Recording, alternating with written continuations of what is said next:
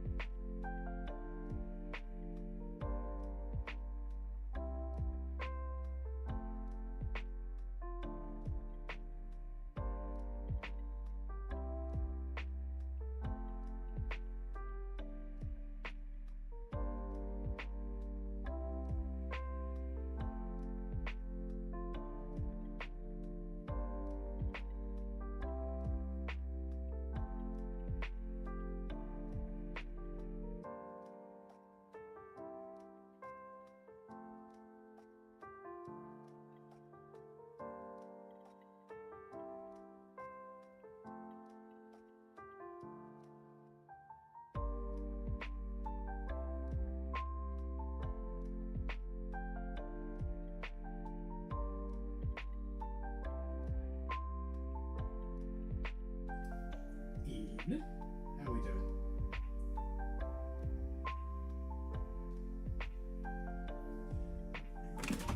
Screens are all wicked. There we go. Oh yeah. I always forget to bring the mic in. There we go. Hello.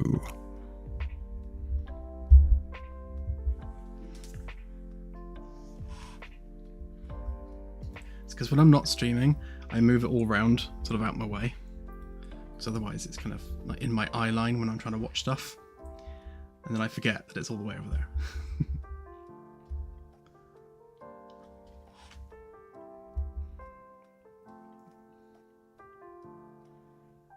Lots of new names tonight. Welcome, welcome.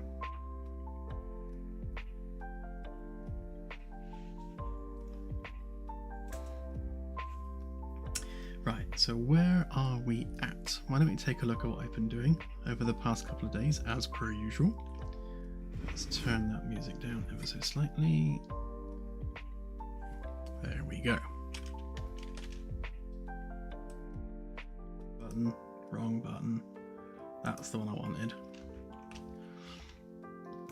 So, I'm pretty much done with interiors.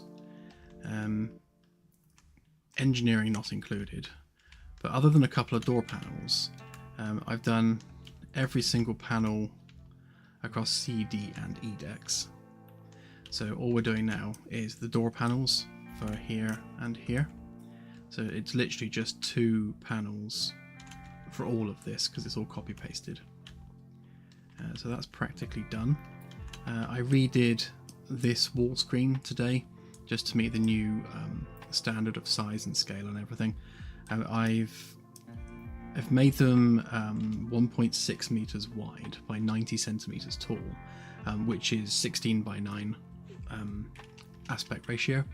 And I figured if I keep them all 16 by 9, it makes it easier for displaying certain things on them, just to make life easier.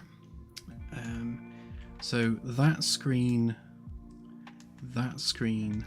and indeed that screen are all completely identical in size. So whilst they might have a different curve, both inward and outward, the screen itself is flat and exactly the same size, which means when we're doing the data displays and things, we can make sure that they have uniformity across all the different screens. just to make life easier, really. I've split any panels which are larger than 250, just to give them these little edge pieces here. You see the same things happening there because this floor panel produces such a big gap. That panel would be massive and unrealistic, so just put a couple of spacers in there. The only place I haven't done that is here, because they would literally be like that wide and it would look stupid, so I've just made this panel slightly larger than we want it to be, but it's kind of the lesser of two evils. So what I need to do now is go through these and fix all of the UIs to fit the new screen size. So if I click that, you can see that this one's in the wrong place. On VDEC, you can see I've done these ones. So there's not a huge amount that needs to be done to fix them. Basically, we just need to nudge them down a bit. So like this one here on VDEC, we just need to make sure that the screen height is 153 centimeters off the ground, and then that gives us our exact alignment, so that screen now fits the gap that it's in perfectly. I want to give it a little bit of breathing room around the edge a bit more maybe, but basically speaking it fits. So I need to do that on that one, this one, oops, the screen.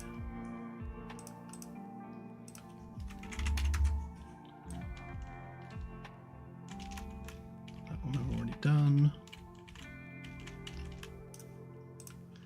And then this one.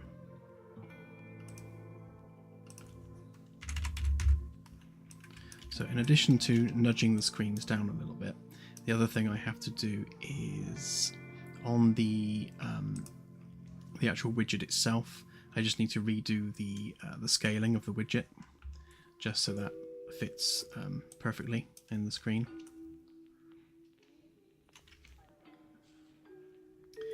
Yes, the screens will show warnings and information. Generally, I want these wall screens to be like the source of information for the crew, which is kind of why they're everywhere. So everywhere there is a junction. So like this, there's a junction here, so we're putting a screen. There's a junction here, so we're putting a screen. The same here as well. So everywhere there's a choice of direction, we want to put a map screen, just to make sure people know which way they're going. And also just as an information terminal.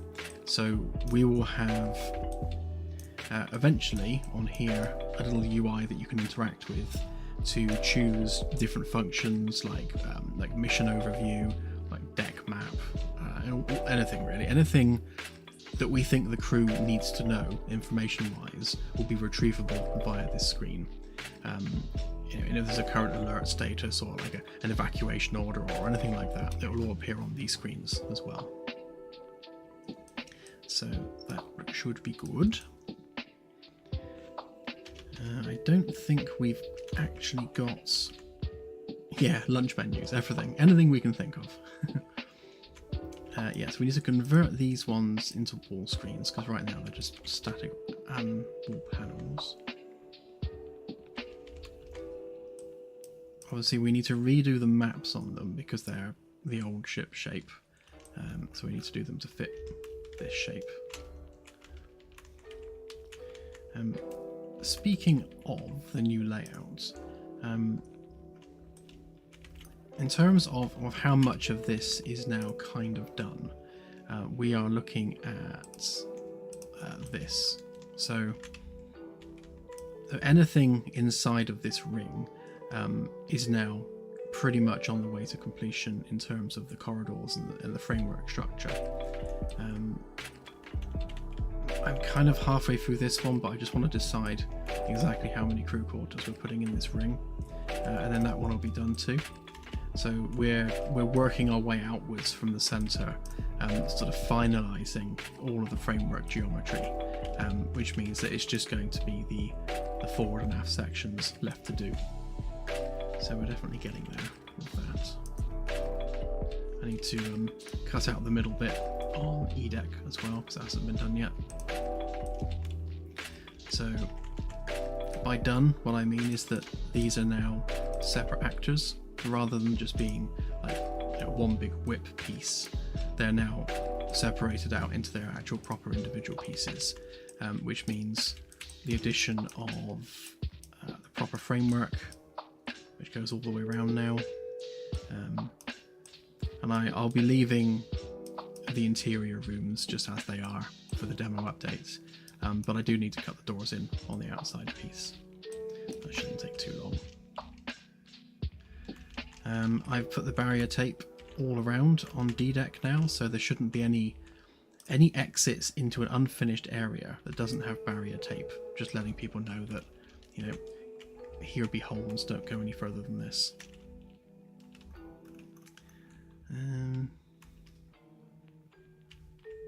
Yeah, I think that's it really. I've just been ploughing out wall panels for the past couple of days, to the point where we only have 2 left to do. So if we do those 2 remaining panels now, then that should be all of the paneling done that we need to get done on decks B through E. And then there's just a couple more left to do on F deck, which should be fairly quick and straightforward. So yeah, let's crack on with that. So if I save all of that a minute.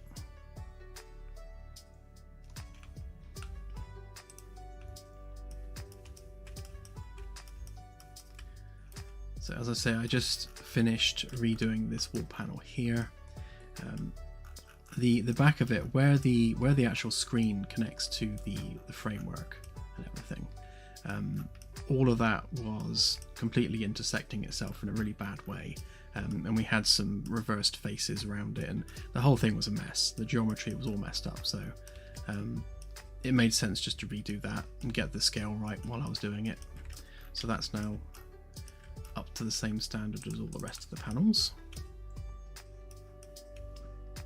Of course, yes, how could I forget? Yes, so the other thing that is all thanks to Claire, because she has been a busy bee. If we turn on C deck interior, she has been through and she's done all of the labels, like all the way around, which is very, very cool of her. And that saved me a huge amount of time consuming work, and she spent a good few hours going through and doing this and then redoing some sections because I was confusing with the numbering convention. So yeah, a couple of it had to be renumbered, but it's all looking good now. One of the things that we decided when we were looking at this is, so the naming convention, for anyone who's not familiar, and let me just turn off B deck a minute. And also, why not we put on the floor there so we can see where we're at. So generally speaking, when it comes to the naming conventions, in fact, why don't I do a snippety snip so we can draw on it?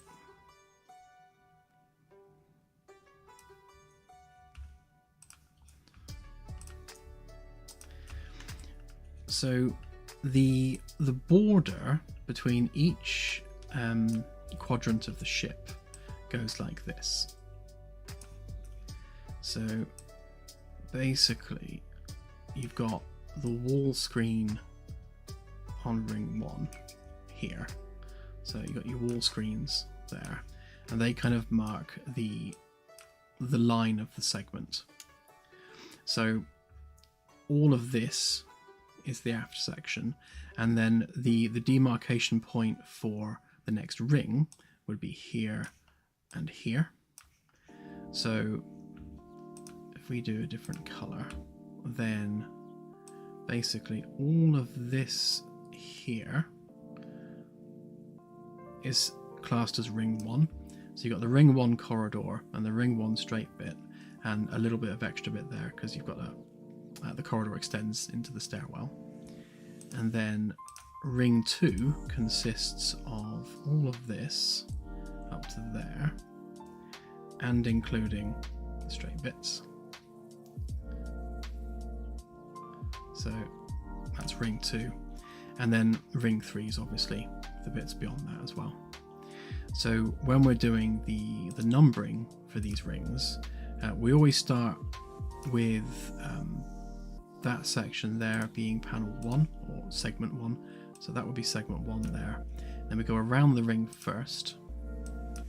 So there's 5 here, so that's 2, 3, 4, 5, and 6. And then similar here, you'd have 2, 3, 4, 5, 6, all the way around to there. Once we've done that, we would then go, so 1, 2, 3, 4, 5, 6. Then you'd have 7, 8. The bulkhead itself would be 9. And then those panels would be 10 and 11. And then we'd move on to this section here. Then we'd have 12, 13, 14, and 15. So that would be the numbering convention for there. And then we do the same thing here. So we have 1 to whatever, I think it's like 18 or something on this one. And then we'd have 19, 20, 21, 22, 24, 25, and this one would be 26 onwards. So we do around the curve first, and then we do each straight bit in order in a clockwise movement around the ship. So that's basically how the numbering convention works for the panel numbers. And then as we move outward, obviously we have 101, 201, 301 as we go outward, if that makes sense. Yeah, so engineering is ring 0. I've kind of crossed the naming convention, or rather evolved it over time, because I used to call this corridor here ring 0, which didn't really make sense logically, so I've kind of updated everything to make this ring 1, which means ring 0 is only literally the central core. So engineering, the bridge, the data center, all of that's ring 0, or essentially just the core.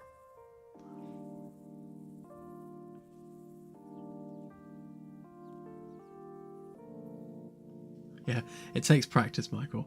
And to be fair, I don't get as much done on stream as I do off stream.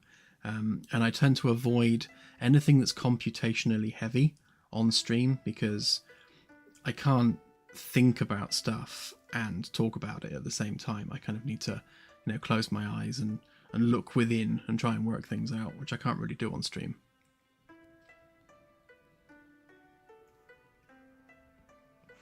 But yeah, so that's what Claire's been up to, and she's done a fantastic job. I don't think I have the latest pull that she's done either, so you might have a couple of bits which are misnumbered there, but I shall pull before I put a build out. But yeah, so while we were discussing all of this, we were wondering how to handle the corner posts on what is essentially segment 1 of each ring. And obviously we've got our left and right indicators, so as you're with your back to the core, left is that way, right is that way. But how does that work when you're on a corner piece and you're starting a new ring? So we've decided just to put C for corner. So you'll find that all of these will say C for corner on them. So whenever there's like a crossroad section like this with corner pieces, we dispose of the left and right and just go with C for corner. And then similarly with this one, we go B for bulkhead. So the bulkheads have their own number. And this caused a bit of confusion actually over here, because Claire was putting like this side as one number and this side as another, because it's two separate floor panels. But we've discussed it and decided that we will keep it as, if we look at the shape of each segment will have its number, so that the bulkhead will have a shared number on each side, because it's that bulkhead as a whole that has the number, not the panels on either side of the bulkhead. And yeah, and then Claire had to redo everything like onward of this, because obviously that was then wrong. That's what happens when you work things out as you go. We kind of suddenly think, hang on a minute, that makes more sense if we do it that way. But yeah, It's all done, all good, and Claire will be moving down to D deck as soon as I make way for her. So she can't go down until I have finished the panels, so that's tonight's job. So once I've done the door frame here and here, then Claire can get down here and enjoy labelling all these panels, of which there are many.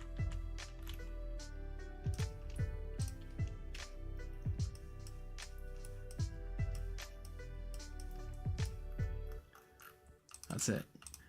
Claire's doing all the jobs that no one else wants to do.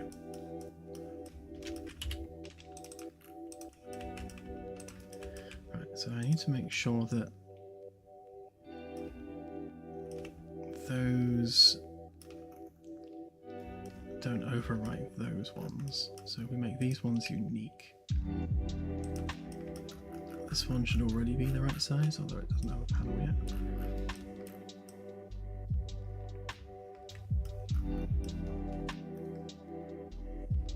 So what I did is I reused the door frame from C deck down on D deck, but these doors need to be smaller because they're for crew quarters. So I think right now they are 150 wide, if I remember rightly. Yeah, they're 150, so 1.5 meters across there, and we wanted the crew quarters doors to be 1.2, so they're not quite as wide as these ones. So we just need to very simply do that, grab that, yeah, get rid of that, get rid of that, actually we'll keep that for a minute, get rid of that, paste them back in there,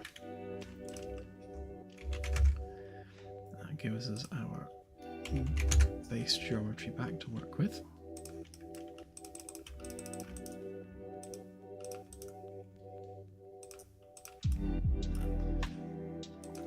And then we can make our template for cutting. So that goes up 203 centimeters, if I recall. Just double check with this one in here. That should be on the level, which it is. Okay.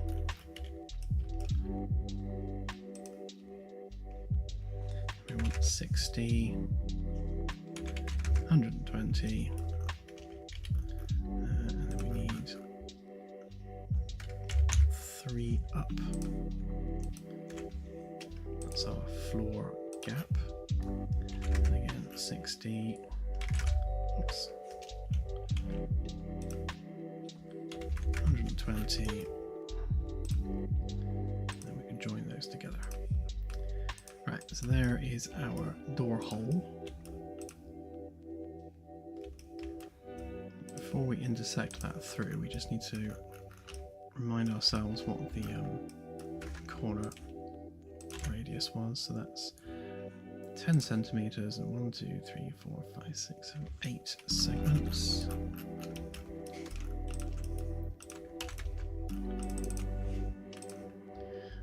So that's 10 and 8.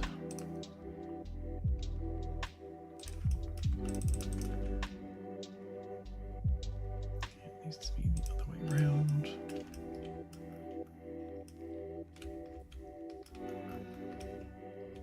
Okay, so basically we need to recreate that geometry in here. So how wide are you? So 10 there, 7.5 there, which means we need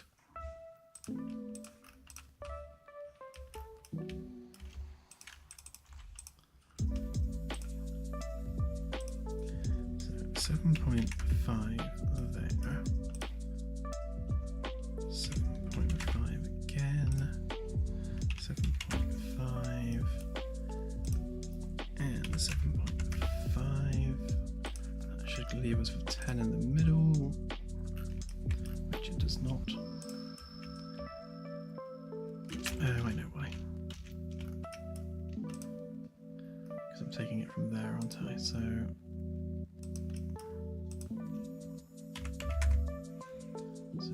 7.5.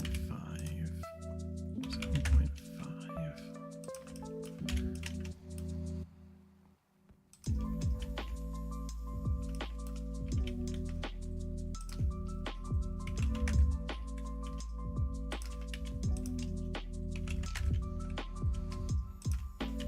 Right, and that should be 10. Yeah, there we go. So that's perfect. That one's up there, that one's up there, that one's up there, and that one's up there.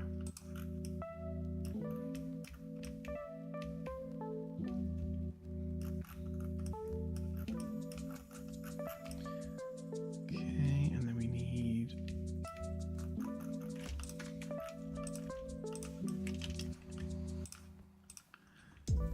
2.5 on that one, 2.5 on that one.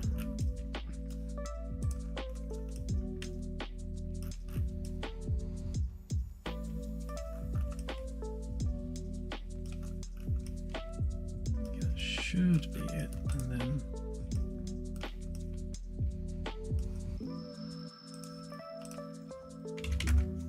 on that one as well.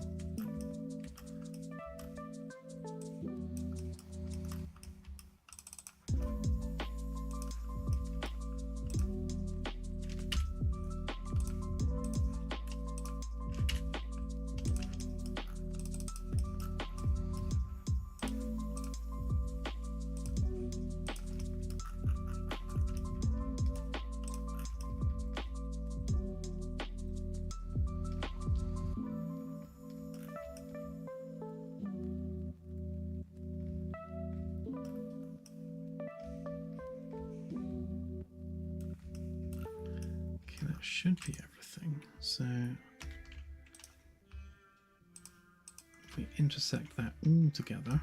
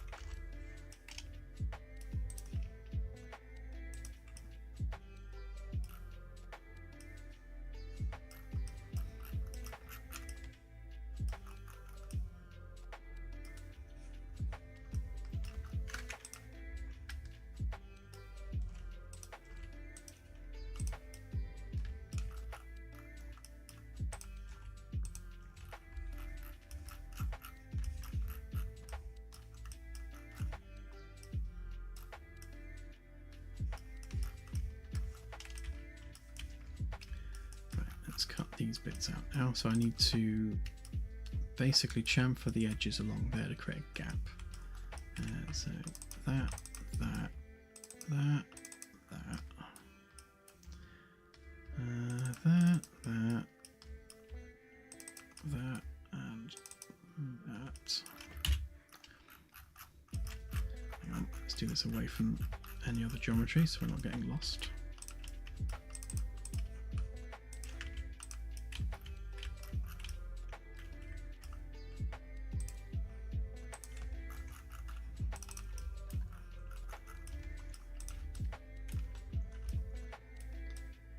Right, so we don't need that bit. We don't need that bit.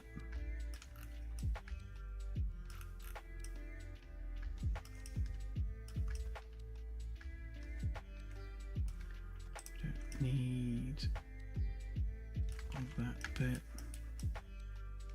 or that bit or that bit or that bit.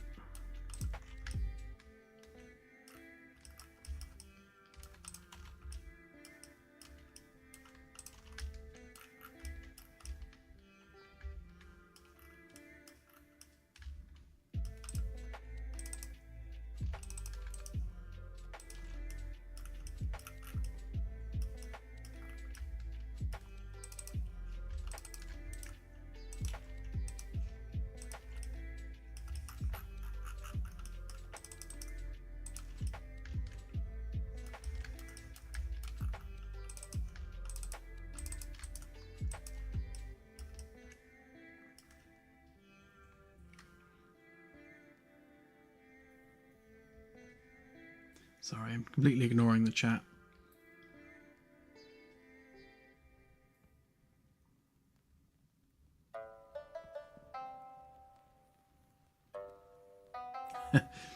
Yes, Oni Noni is the simple answer.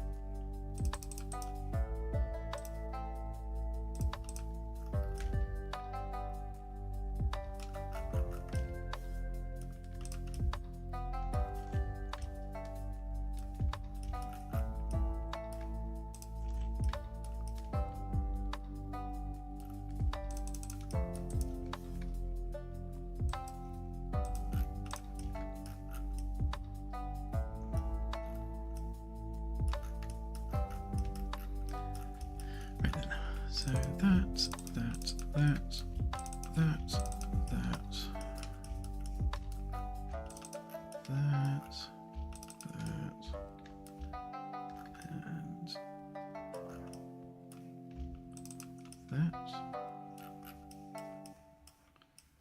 and that should be everything on that side. Okay, so we can group that up.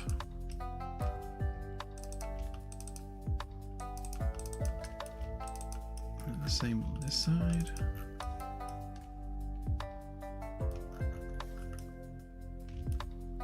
No, don't want that one, do we? Do want that one there.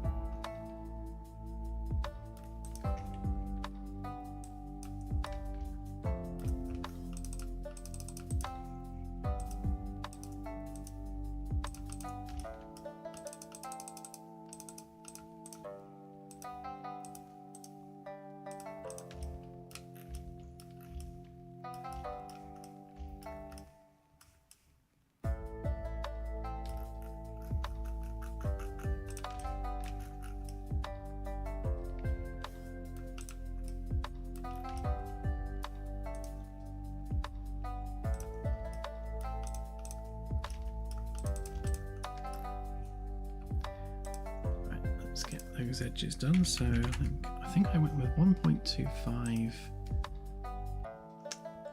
for a bevel.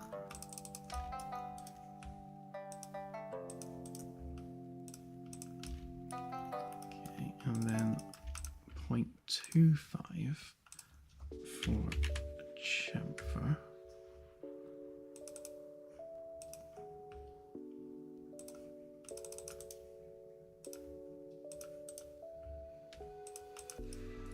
Right.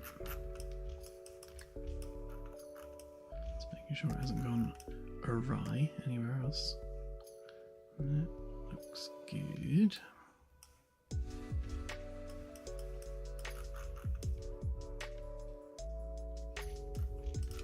So actually,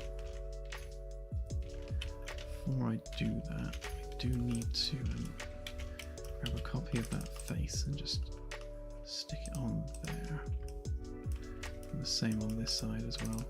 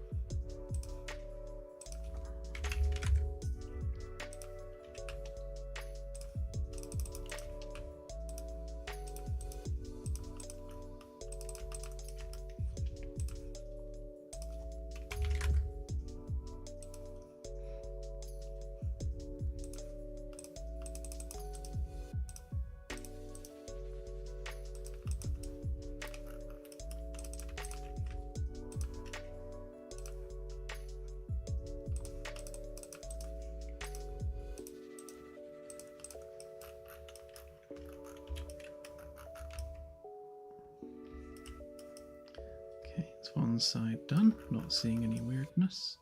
All looks smooth.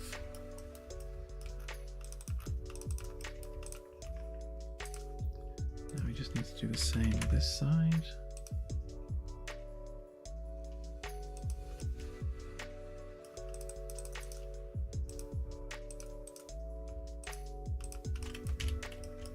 And also this one as well.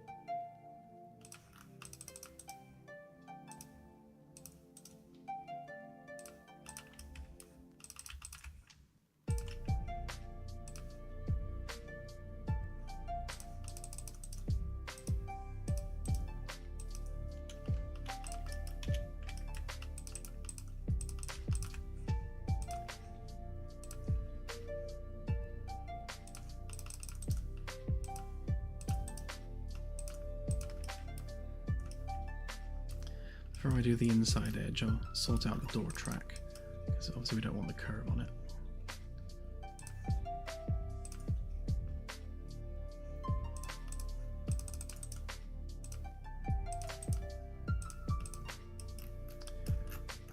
Okay, so get rid of that.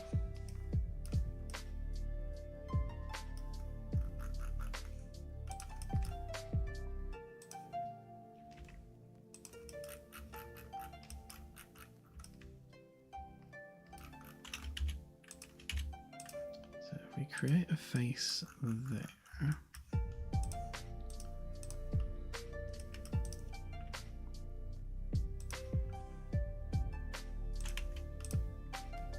Move that up there.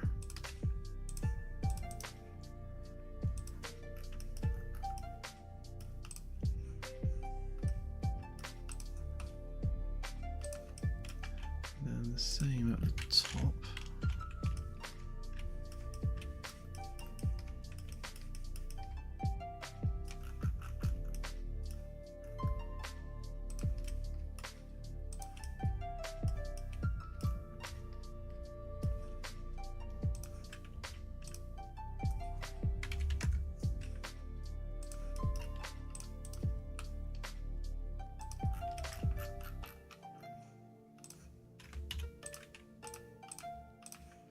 Bring them down to there.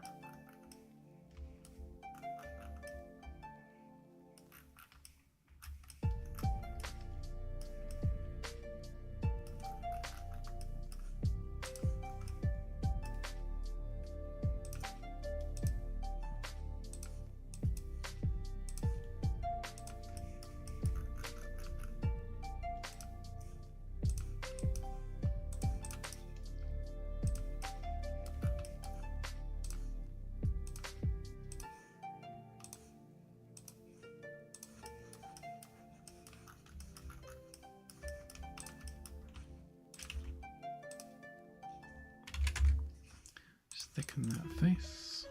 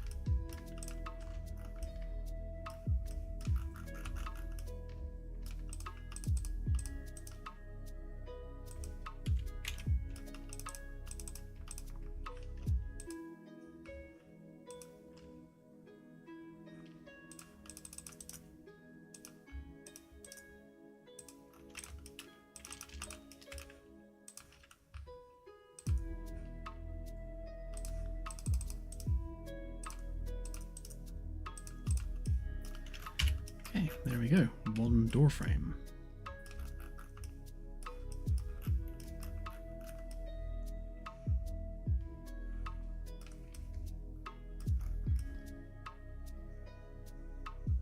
Everything looks like it should be where it is, so that's good.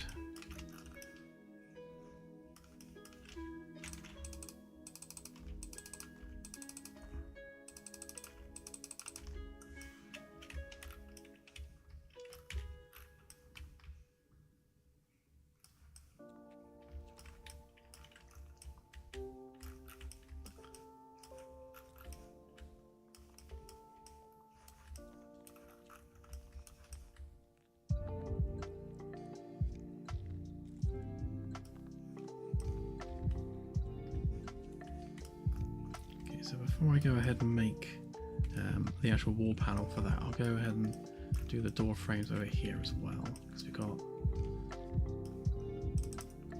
yeah, so one there, one there, one there, one there, and one there. So if we make all those unique.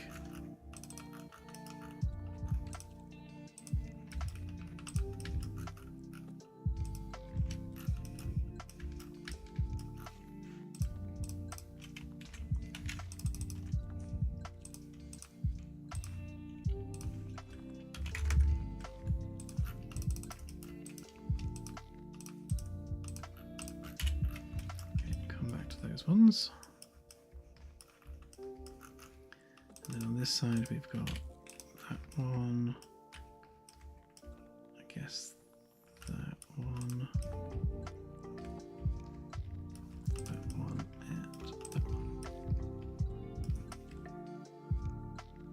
Yeah, so as I mentioned on the previous stream, when it comes to the layout of these crew quarters, as you can see here, we've got, because of where the segments are lined up, the door can only really go here, because here it's going to be too close to this wall, and because of the way everything's mirrored, the bathroom and everything has to go on this side. So it makes much more sense to remove the central wall and instead have rooms in the corners with like a T-shaped living area in the middle, which means we can move the door to the middle of the room where there's plenty of space either side, which makes it, on any particular corridor, easier to position the door because we're not so cramped between two walls with such a limited amount of space available to us. But for the demo, we'll leave it at this, for the sake of brevity.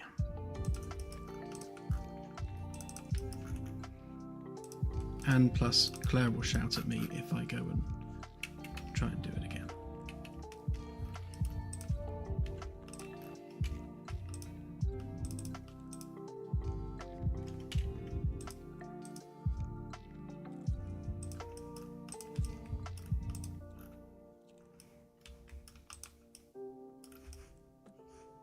Oh, that's weird.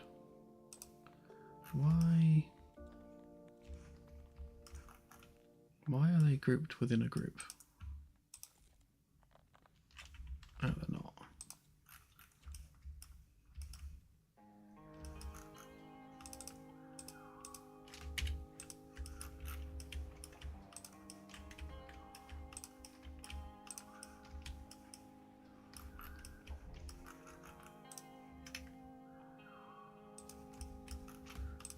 I think I just pressed the wrong button.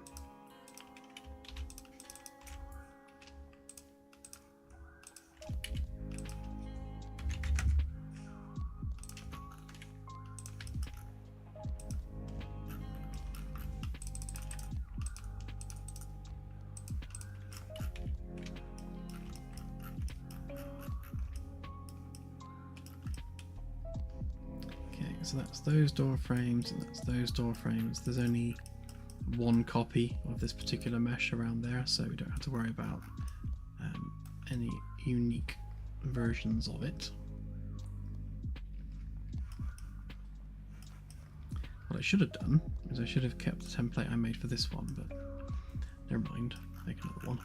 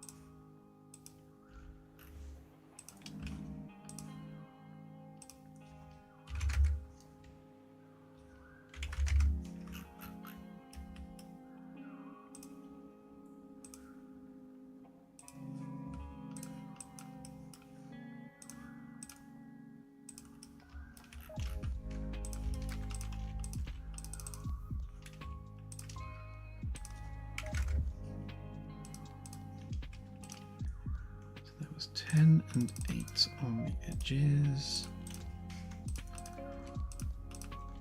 Then that needs to be facing that way. That one needs to be facing that way. We don't need the ends.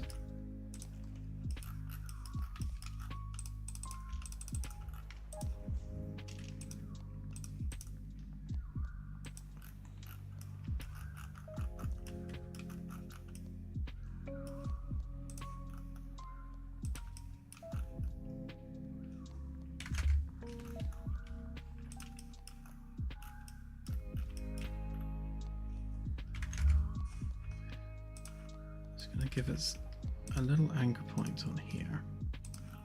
Group that up, and that means I can move it easily into position for these other doors, because they're going to have an identical layout.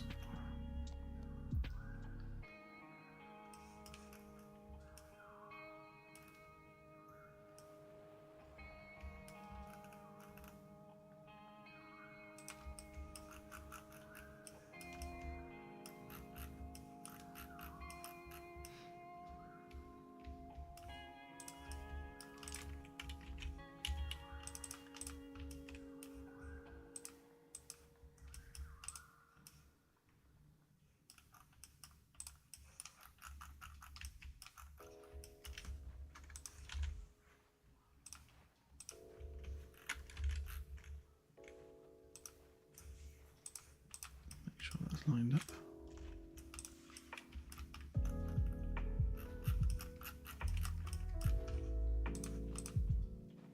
Oh, autosave. I think that's a good time to thaw myself open a beer.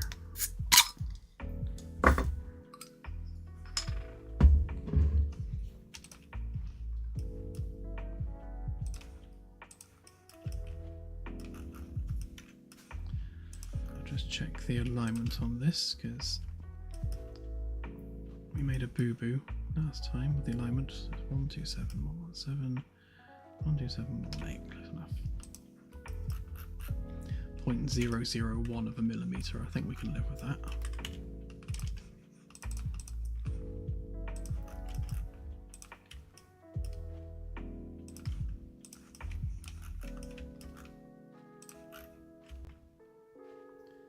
One, 132,775, 132,775, perfect.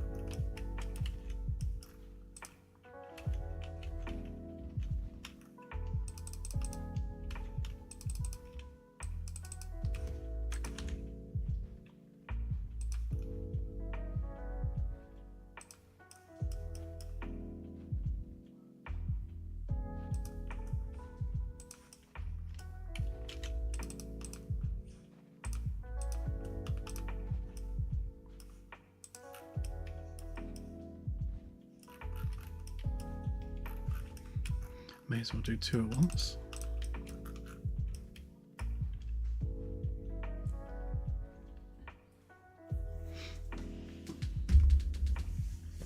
Oh, questions.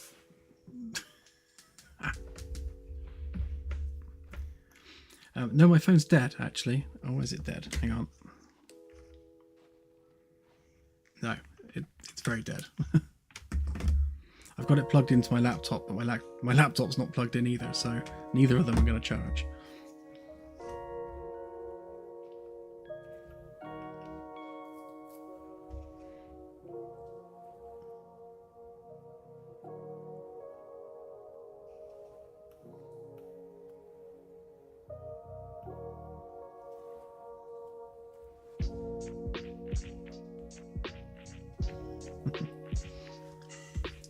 We will review 226 when it comes to doing 226. So obviously we'll be doing the VR version of 225 as soon as 225 has gone live to the public.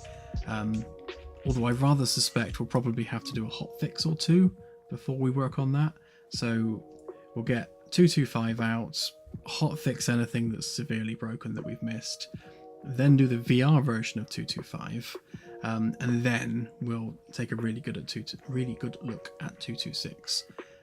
But at the bare minimum, 226 is going to be 2 NPCs on the bridge, that being helm and sensors, the ability to issue commands to them by looking at them and bringing up UI elements, and the ability to interact with the holo display physically, which means like poking things and setting targets and stuff. Minimum. I think turning the bridge ceiling into a window also minimum, because that's something that should be quick and easy and I really want to get done. Beyond that, we shall see. I think fixing the controllers and getting control support in properly, I think that's one of the things we talked about for 226. It's probably a fairly quick win, so we might go ahead and do that.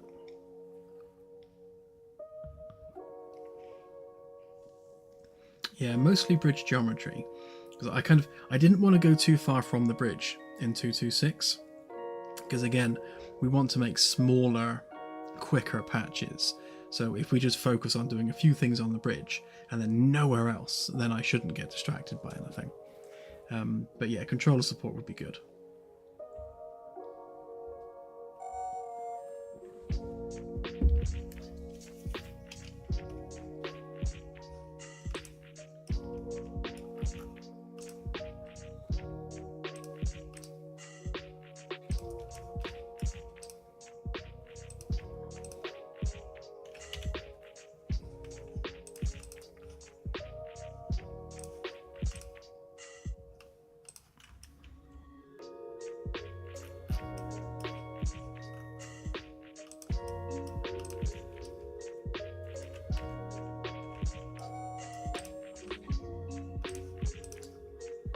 That looked weird, then I double extruded.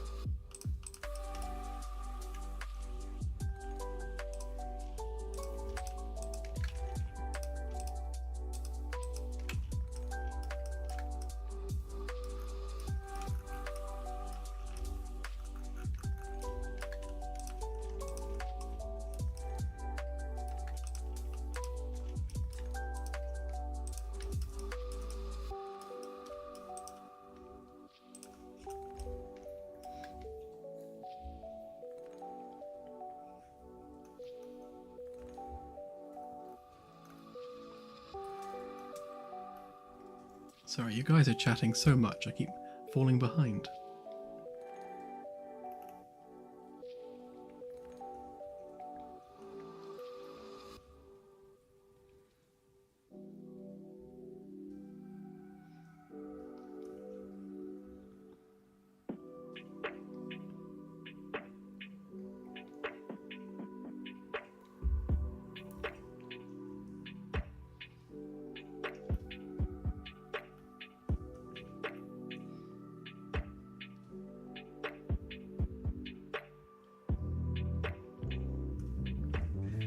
The doors already go swoosh. Perhaps it's a little bit quiet, but they do go swoosh.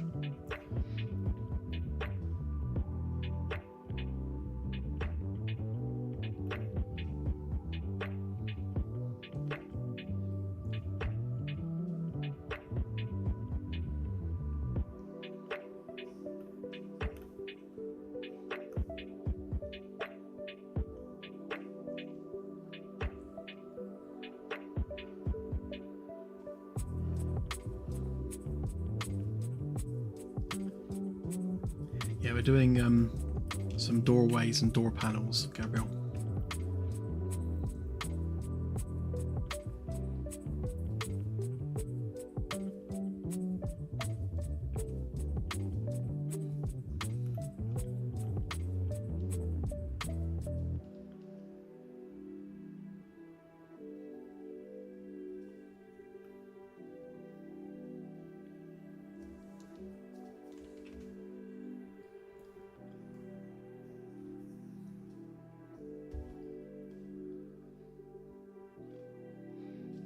Okay, so when it comes to the patches, what we're doing is we are putting a lot of thought towards balancing out new gameplay with getting core systems done.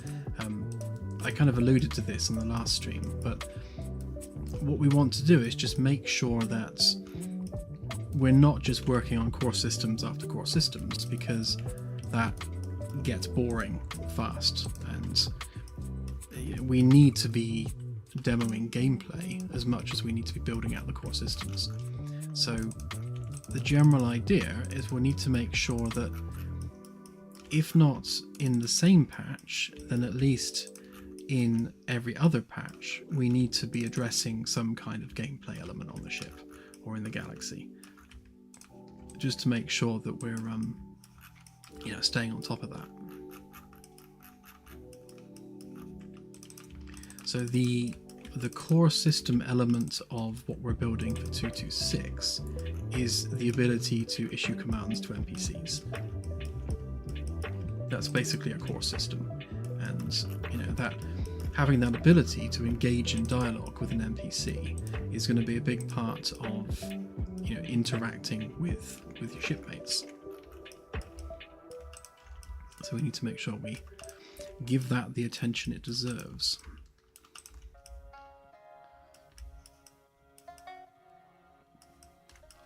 Yeah, at the same time, there are quite a few galaxy-related things that also need attention. So we'll make sure that we address those as well. When it comes to things like adding moons, adding sublight flights, it might be the case that we actually do that at the same time, but we'll have to see. We'll see how that goes. Because adding moons and multi-star systems both require a better data structure for the galaxy. Right now, we have a star system comprises of a central star and only a central star, and then planets orbiting that central star. The data structure doesn't allow for any other children beyond that in the structure. So we need a data structure which basically supports an infinite number of child objects, so that we can just drill down, and then any object within the galaxy can have children, and then the children can have their own children. Just so that we've got that infinite nested tree of objects orbiting other objects. But we haven't done the data structure for that yet, so that needs doing. We also need that to be storable, flat, on a database table, so it's probably going to be done by way of IDs, and then we'll have a set number of columns for an object in space, let's say a celestial object, and then all celestial objects will fit that same data structure and will have an ID, and then you'll just have parent ID and child ID within that data structure, and it will build the star system accordingly. But we're not quite there yet, so that's one of the things that needs to get done. If we do moons and multi-star systems, because obviously we need a barycenter, and then for the stars to orbit that barycenter, which again is another part of the tree structure, so a barycenter becomes a celestial object as far as the data is concerned. If we do that at the same time as adding sublight flight, which will require a bit of a galaxy rejig in terms of how stuff is rendered outside in space, that will probably turn into a big patch. So it might be that we split that into two separate patches. So we work on the data structure and adding moons and multi-star systems as a patch in its own right, and then we do sublight flight, the ability to bump into things, wormholes, etc., as its own patch in its own right. Again, because we want to do short, quick fire patches where we kind of have a laser focus on just a couple of things, get them done and polished, get them out the door, and then move on to the next couple of things, rather than doing this massive patch cycle that we've been doing for the past year, which has been painful to say the least.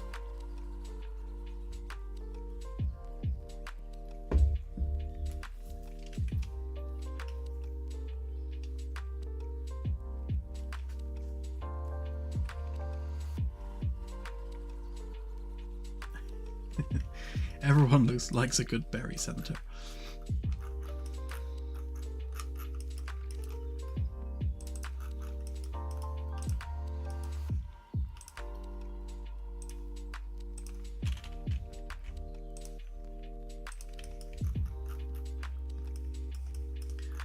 Come on, camera.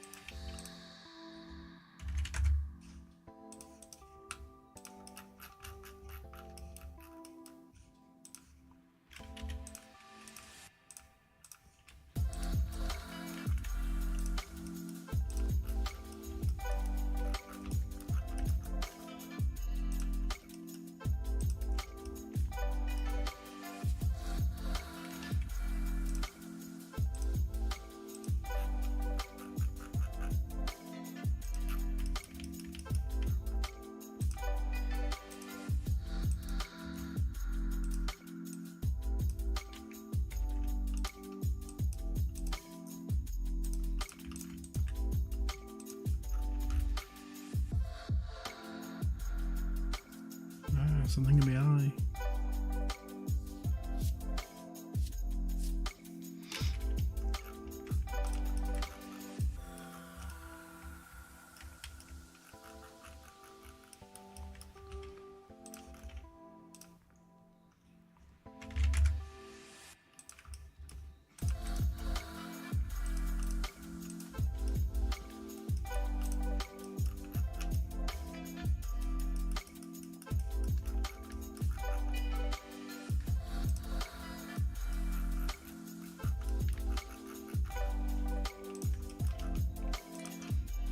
Turns out it was my eyeball, yes.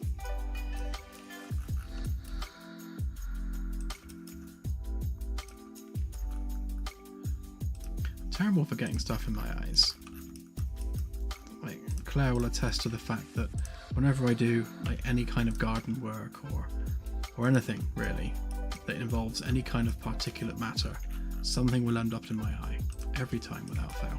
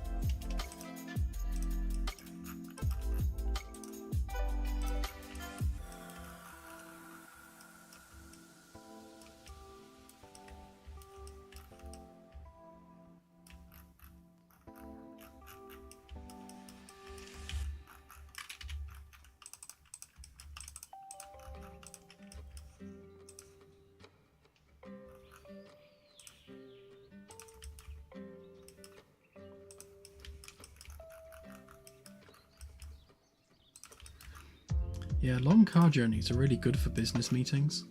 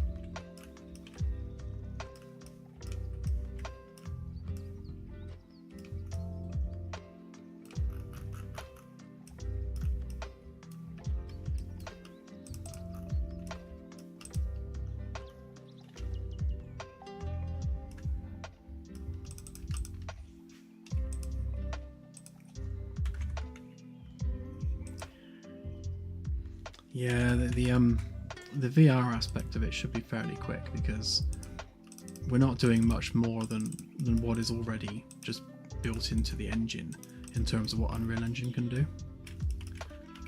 Oops, I forgot to copy that face.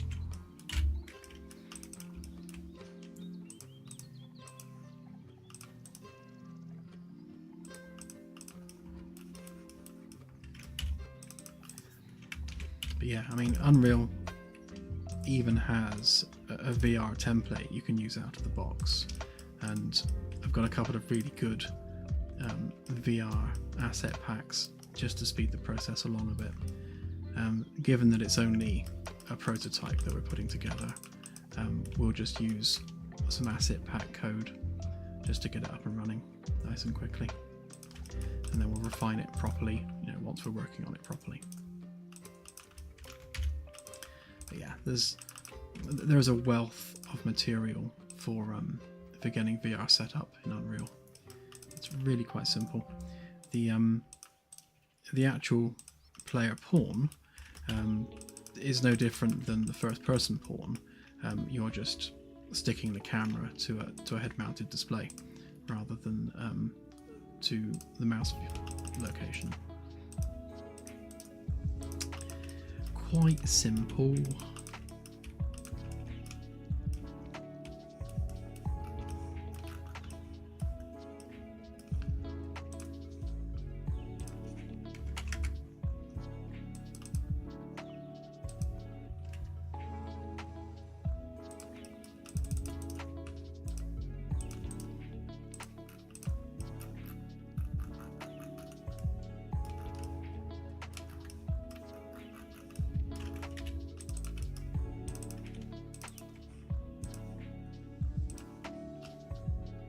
I'm tempting fate by chamfering all these edges all at once, but seems to be doing it all right.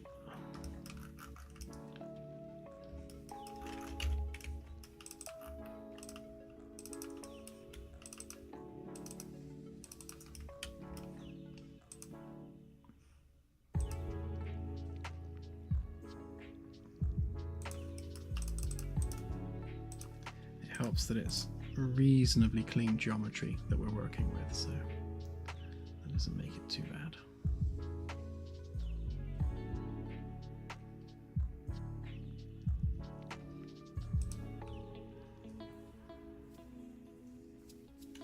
See you, Michael. Have a good one.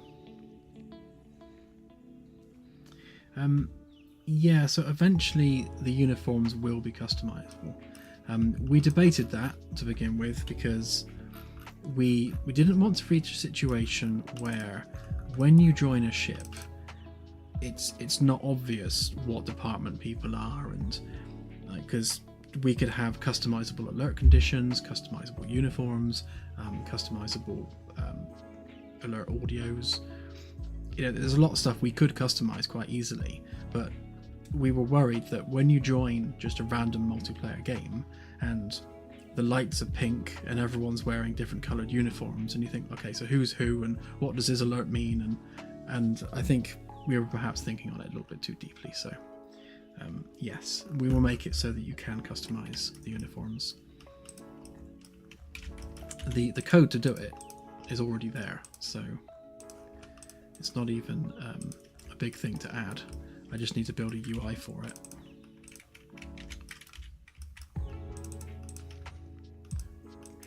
We'll probably have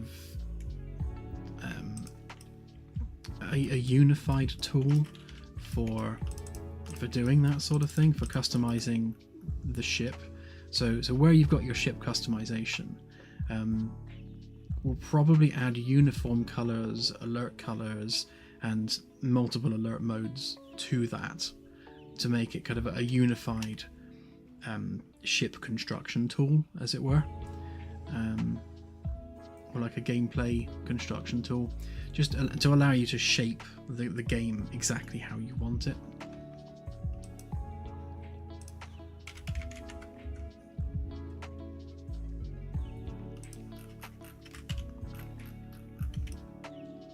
You know what? I think I added the wrong size chamfer on these.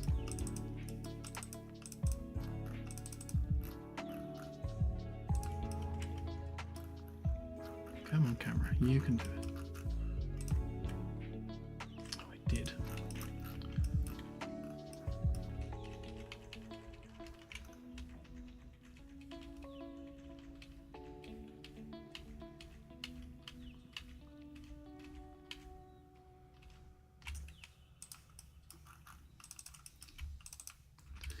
Damm und Blast.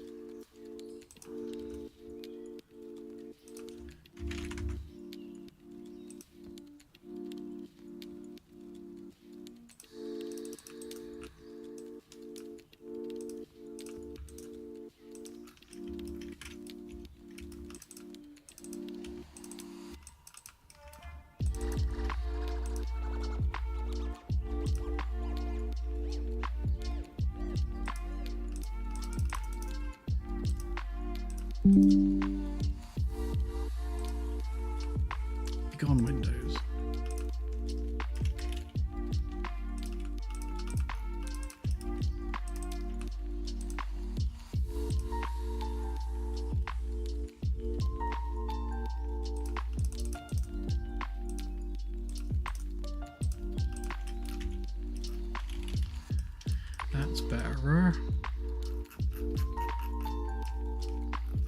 I know it's a silly thing because it wasn't much of a difference in terms of the chamfer size, but when it's actually in engine, it looks quite different, and you get a very different lighting response from the edge.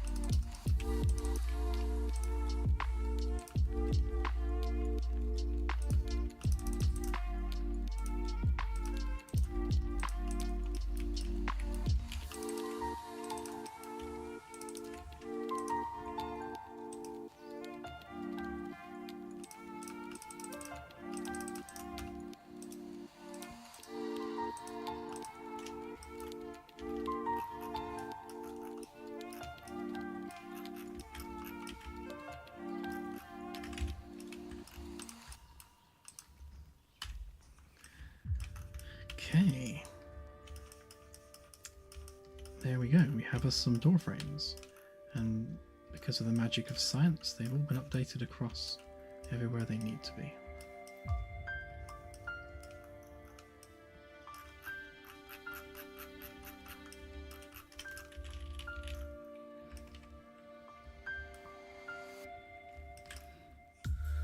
Let's just save this a minute.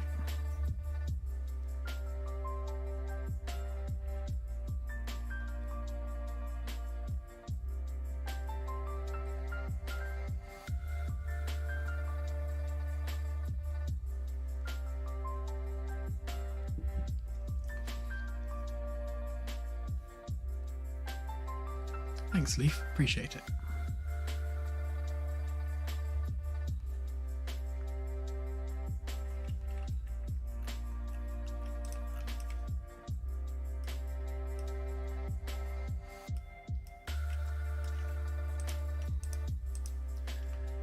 Right, so this one is ring 1.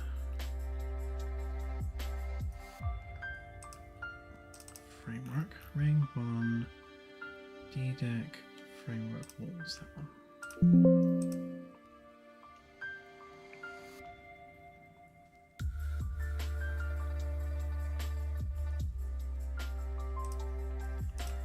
And then this one is ring 2, framework, D-deck walls.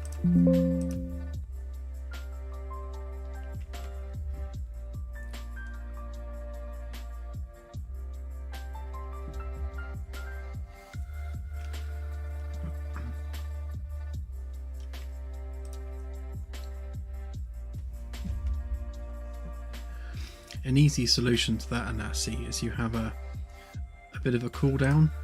So if someone is like hitting really quickly, then after each hit there is a cooldown where damage is reduced. So if we wanted to say we wanted to enforce 1 hit per second, then any hits within that second will do barely any damage. Whereas if you wait a second, then you'll be doing full damage with each hit, if that makes sense.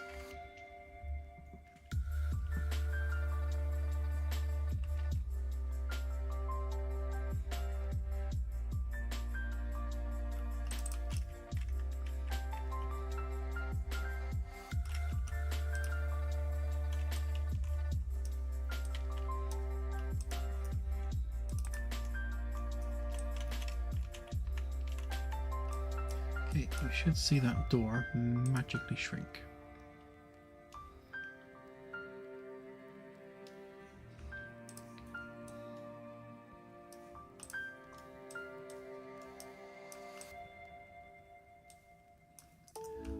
Okay, let's just sort out the normals.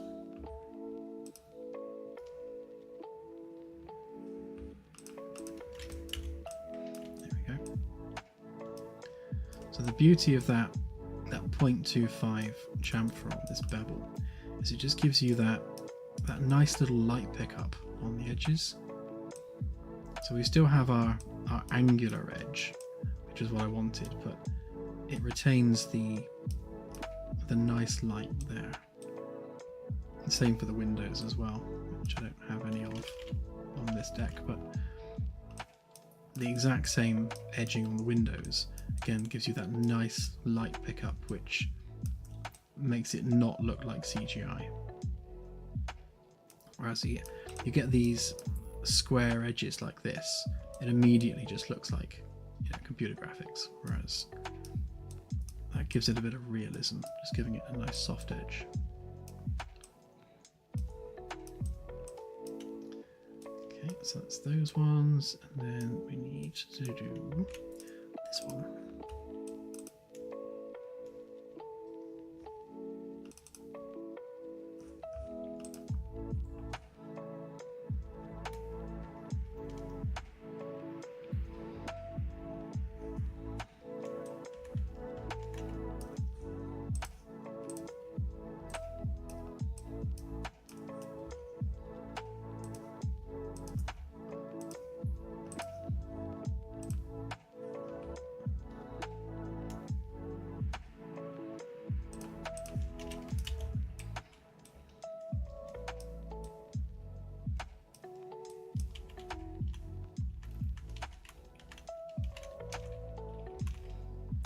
Okay, just checking that there is a door every time we miss a panel, which there does seem to be, so I think we are good there.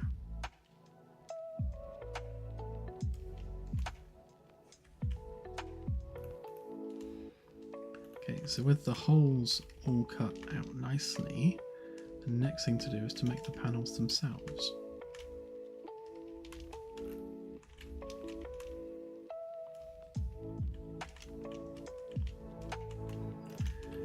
So one of the things that I'm not completely okay with is the fact that we've got a door for a crew quarters there, right next to this wall screen, and also right on the edge of this corridor, and then kind of nothing for the rest of it.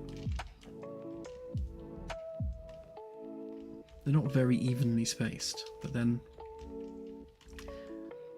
they kind of can't be because of the way that the internals are laid out there, which again means that if this was corner rooms rather than a split down the middle, then the door could be in the middle, which means it takes the door away from the corner and then balances out the corridor a little bit more.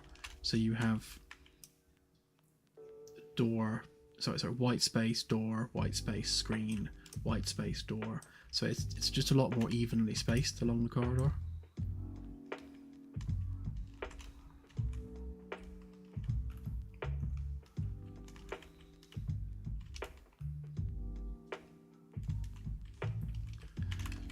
Okay, save all that.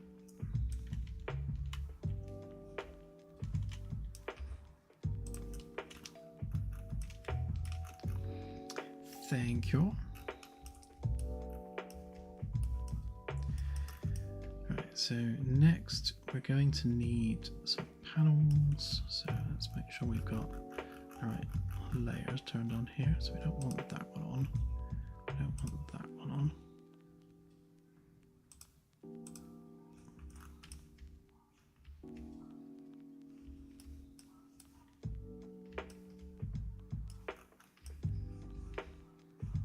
Trying to keep all the panels that I'm making sort of reasonably in the same place.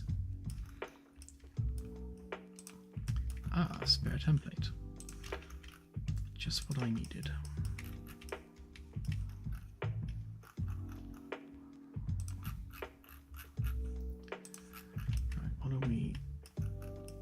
flashing about there. That's going to be that one, isn't it? Yep, there we go. Ooh.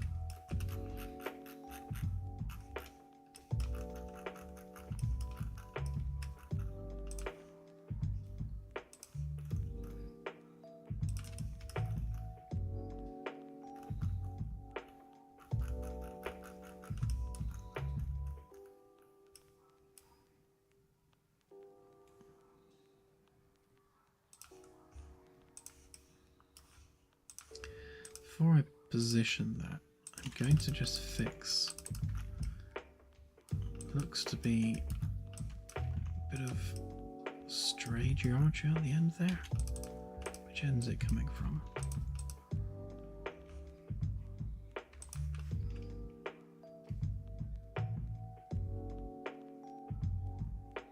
I think I got it. It's like the template there was trying to line up with a tiny little line that was shooting off there somewhere. Yeah, that's better. It's a lot more confident in its placement, so happy with that.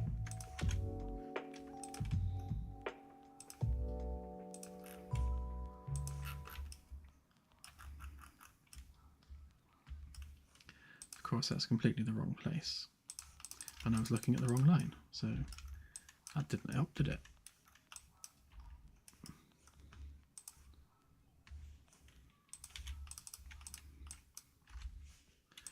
There we go. Yeah, there were some little extensions there which needed getting rid of. That's better.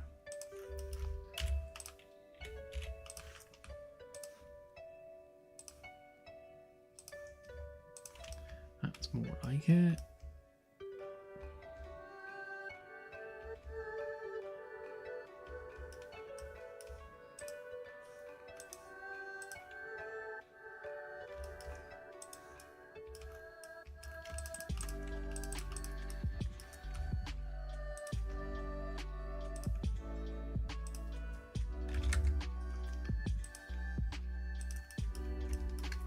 To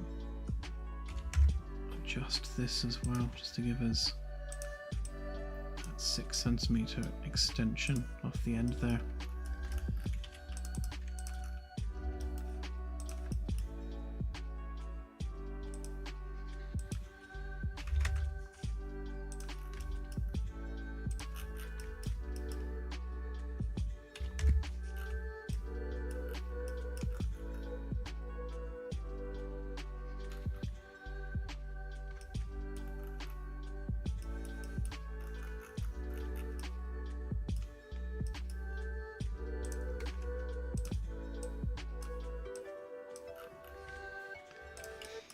Again, we always do a 90-degree perpendicular edge there, so that when we make the template, it's, each panel lines up perpendicular to the one next to it. Otherwise you end up with panels with gaps between them, which nobody wants.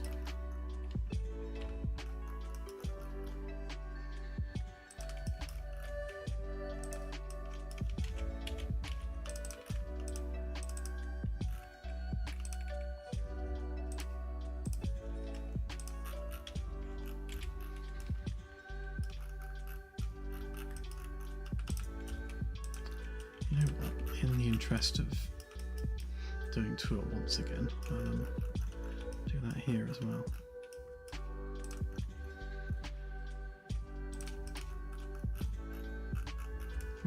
Camera's not liking being this far from the world origin, which is why it keeps bugging out.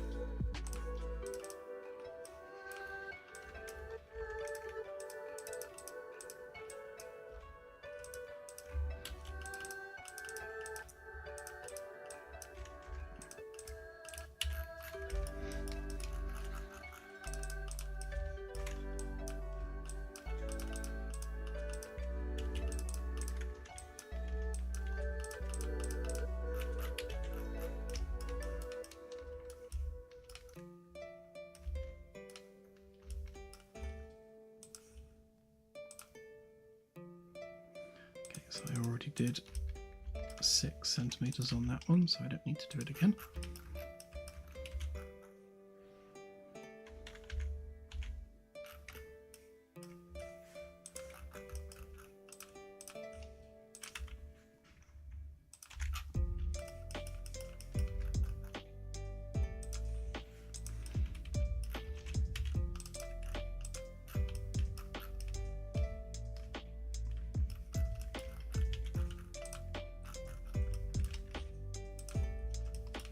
put this into position first, wouldn't it?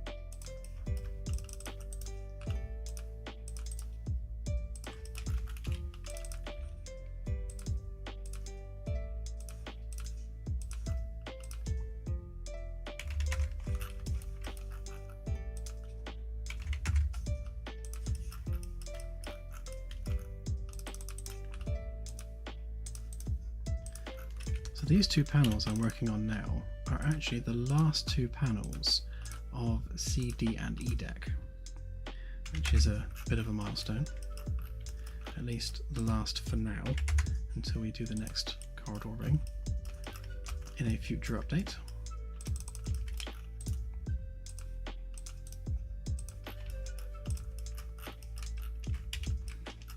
Okay, so that's that one. Do the same with this one.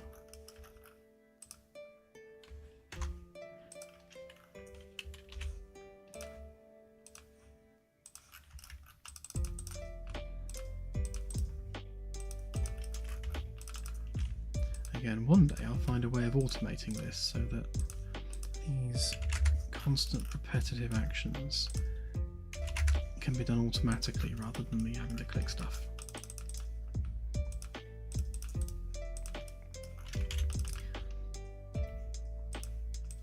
And again, if you know how I can automate this, then please do get in touch, because I'm quite happy to throw money at someone to script this for me. The faster we can get this stuff done, the better.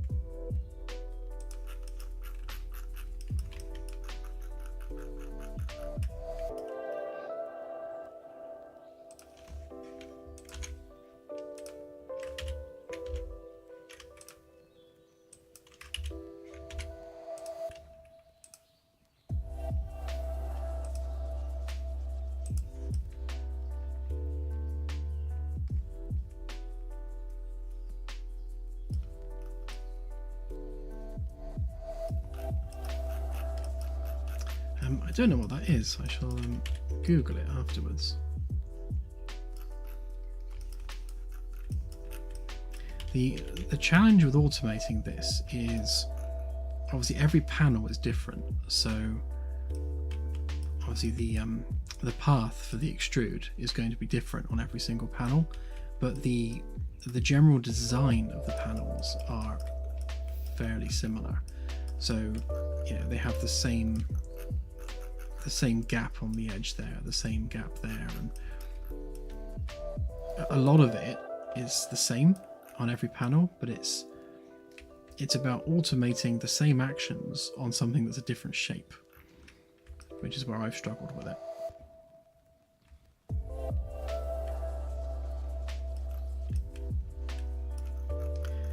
Okay, so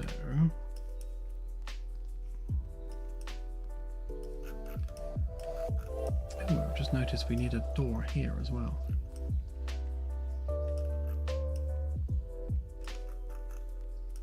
Alright, we'll do that in a minute. We'll do the panels first.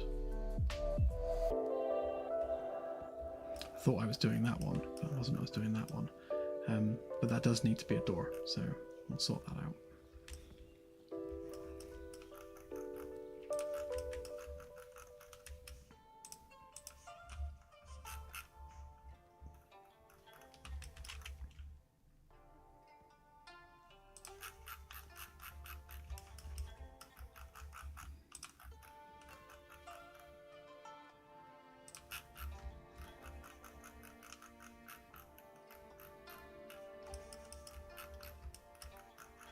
Come on, camera. If I scroll too fast, it goes nope and just sends me to crazy places.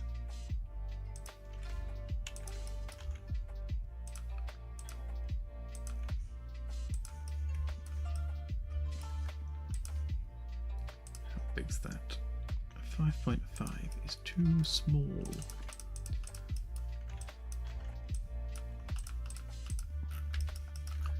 Sure we've got no funny bits on the edges.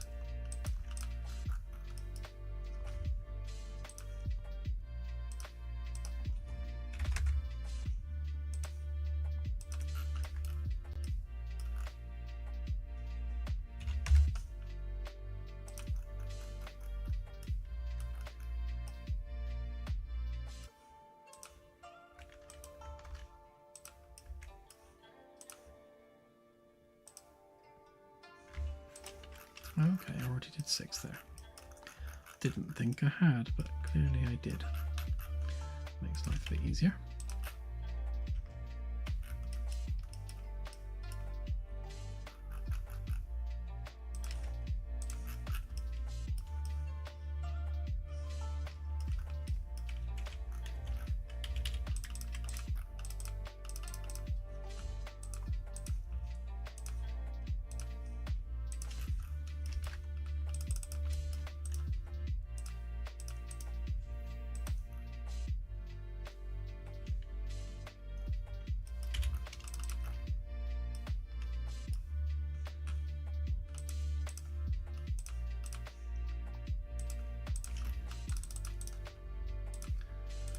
Yeah, I think where it would struggle for something like this is obviously I'm having to click on things specifically.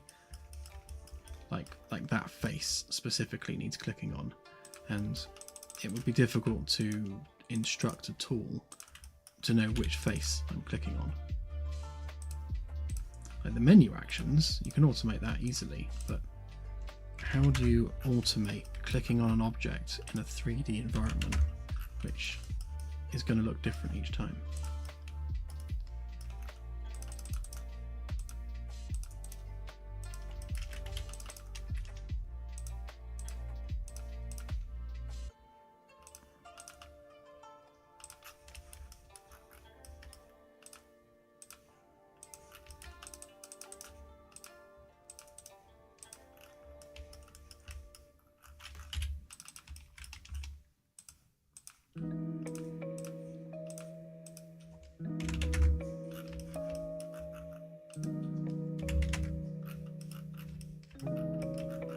Hey Dom.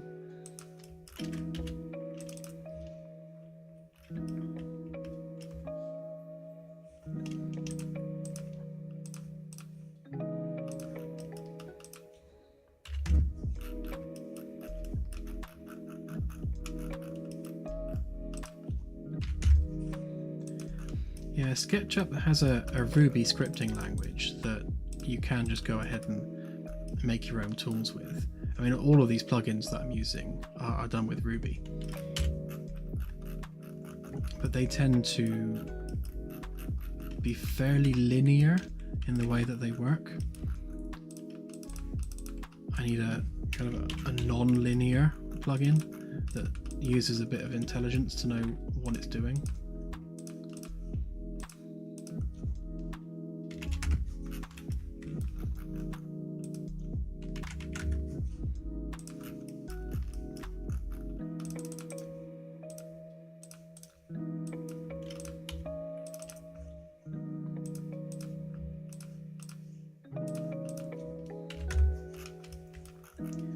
probably take something like a language model with vision to be able to kind of recognize what's going on.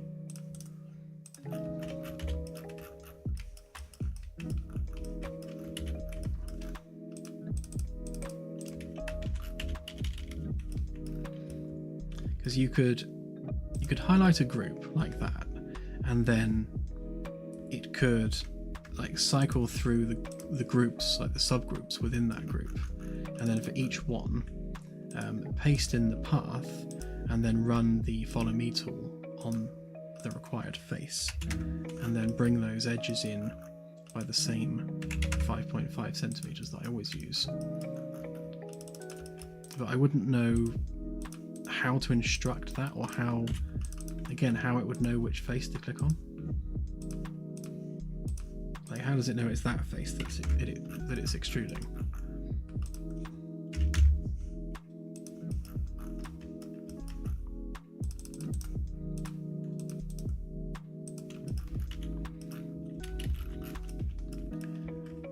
Right, so door hole, door panel, incomplete door hole, and door panel, and door hole with door panel.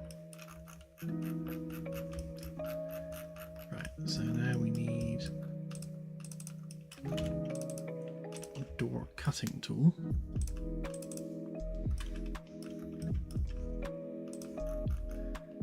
So that would be, we need to measure to the top of the channel. I've chosen like exactly the wrong one to do as my template, because that one's not finished, so we'll use this one.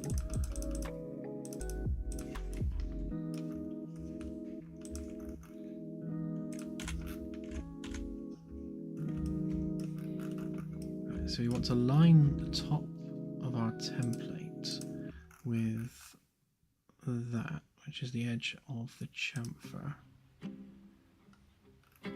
because we want the surround to not overflow the curve of the edge there. Right, and then the same on the left and the right, so again we need to go across to there, so that's 61.5.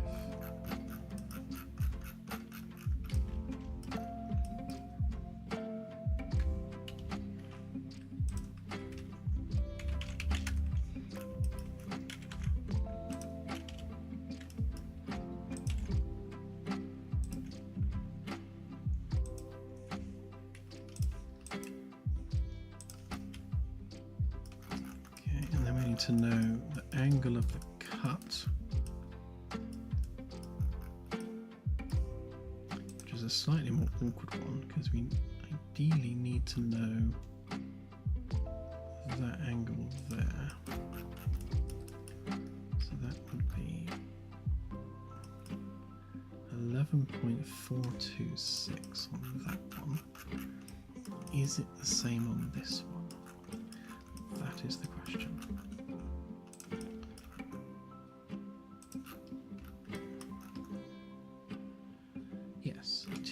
Okay, so in that case, I think what I'll do, if we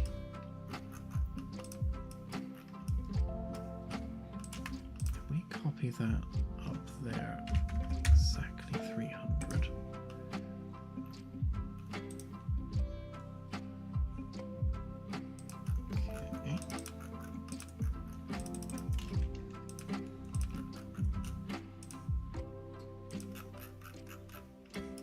Make a face out of this, and that becomes our door cutting hole.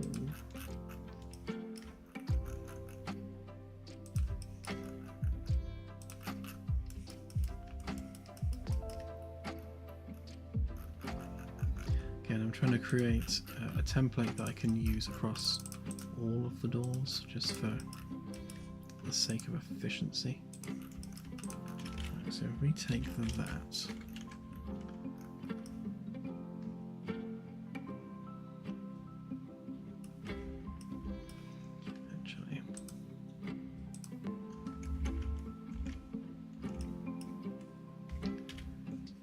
so it's not going to go in a straight line. Why would it go in a straight line?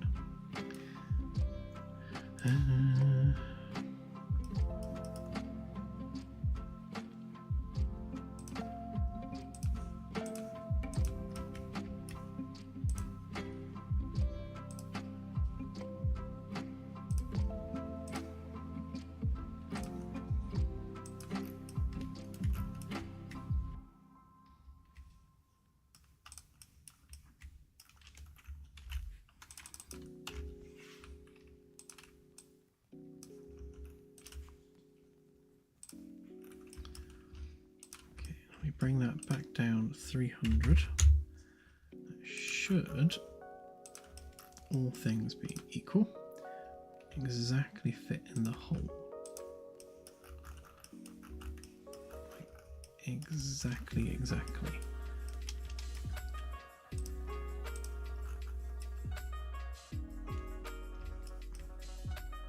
Yep, it does indeed. So there's our template. In fact, if I give ourselves a little marker here.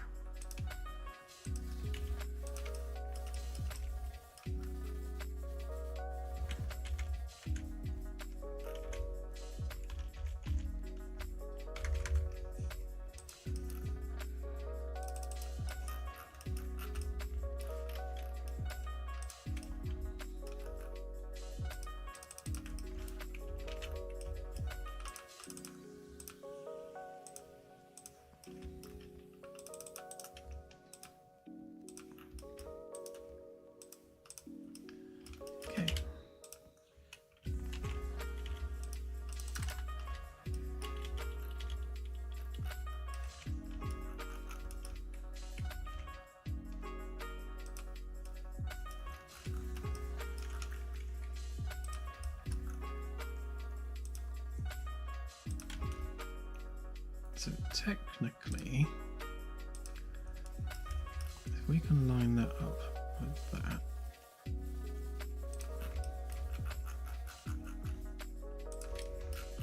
it should line up on this side. Oh, look at that. To the millimeter. That's what I like to see.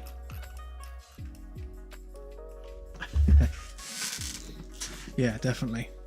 Although I am working on 3 at once, so I'll take the loss on that one.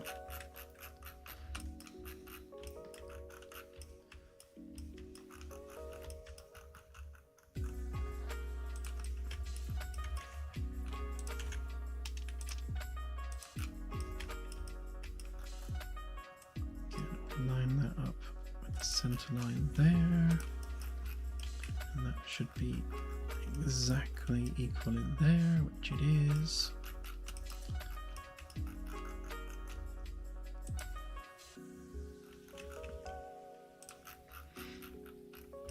A couple of streams ago we were seeing how quickly I could model a wall panel and get it in engine ready, and we timed it, I think it was 8.5 minutes from starting a panel to actually positioning it in the world. But these ones are a lot more complicated.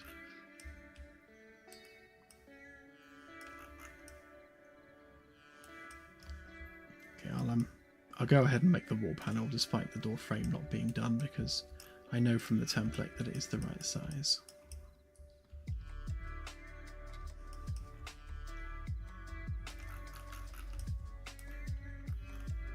Although now that I've done that, I should probably make this a component.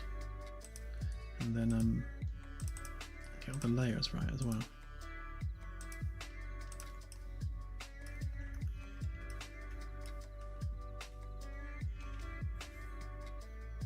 Okay, thank you, CSI.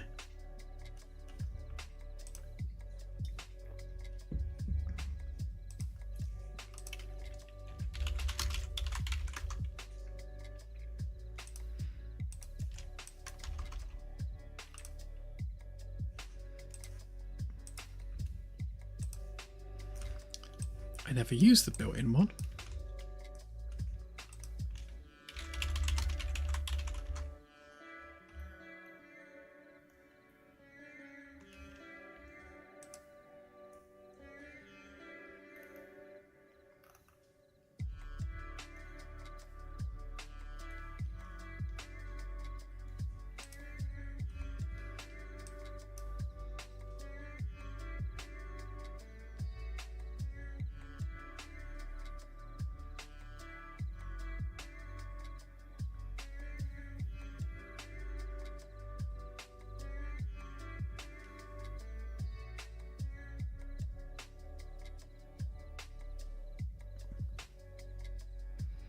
Oh, I see what it's doing.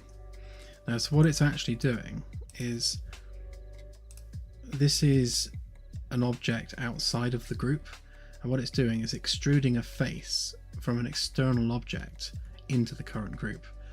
So sadly, that is no good for what we need it for. Good idea, but yeah, not for this, I'm afraid.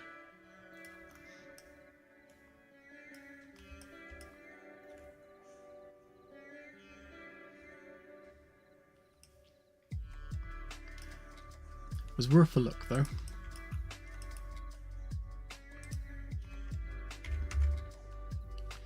Right, so we want 2 centimeters for the width of the wood. But we also need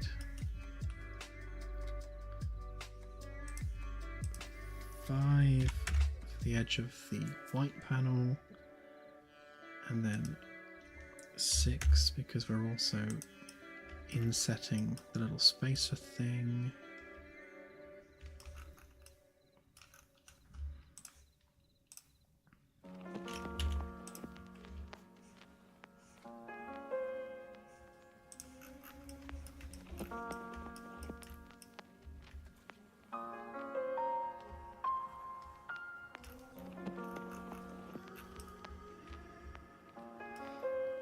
I think that ought to do it.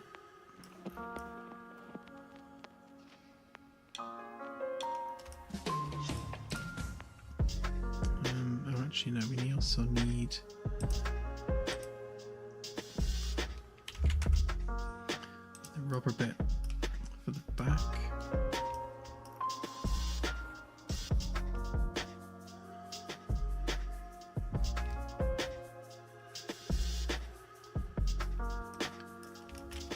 Which also means we need a copy of this face.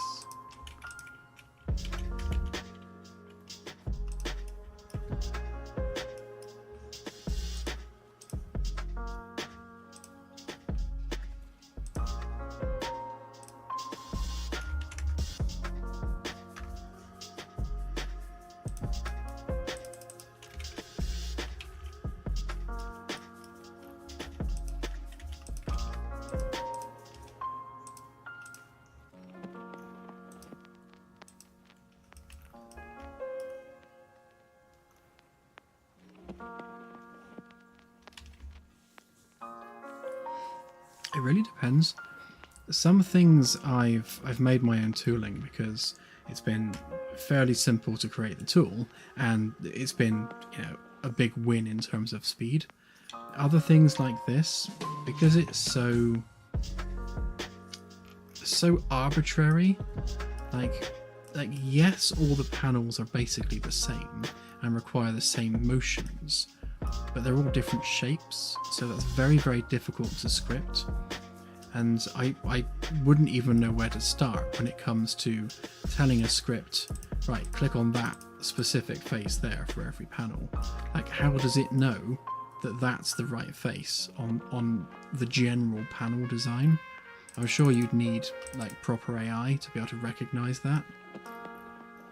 You could certainly train an AI to do this just by just recording me doing it over and over and over and over. I'm sure an AI could pick up on that, but I can't imagine how to do that outside of using an AI.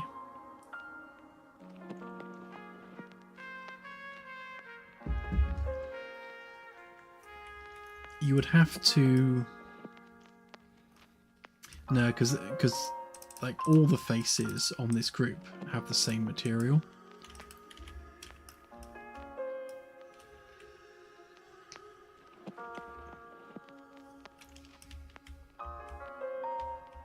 Yeah, that's what I'm actually using, extrude along path. So that's the path, that's the shape. And when I extrude that shape along that path, that creates the basic outline for the panel. And then we just clean it up at the edges and round it off.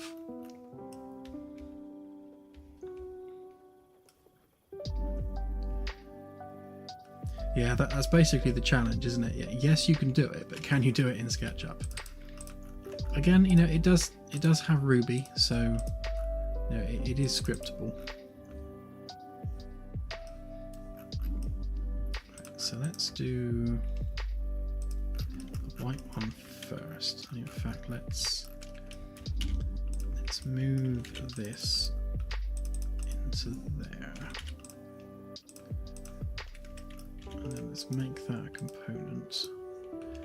And move it away from all these walls so we don't keep losing the camera.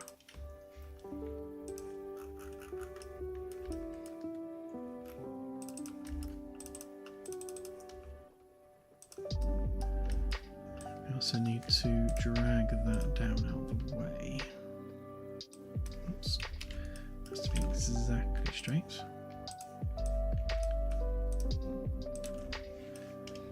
I don't want the bottom curve on there.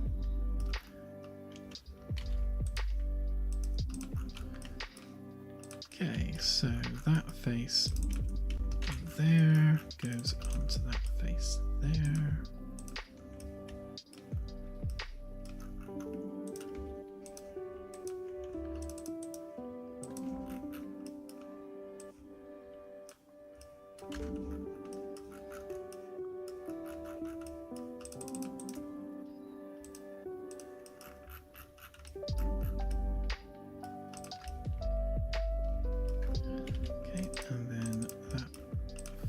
If we reverse it, that face there goes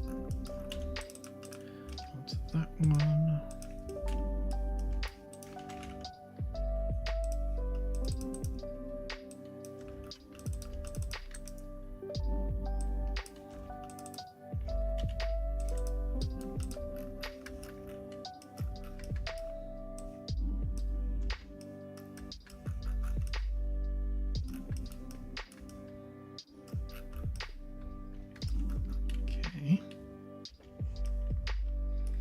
Hey, Doubter.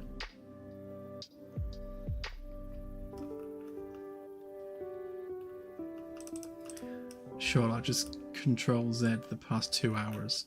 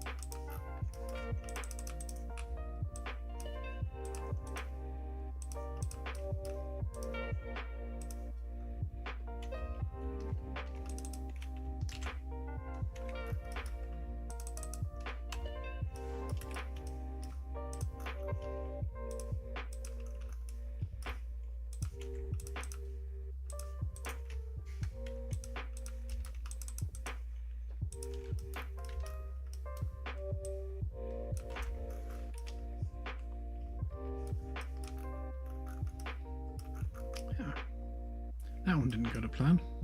Why is that all the way over there?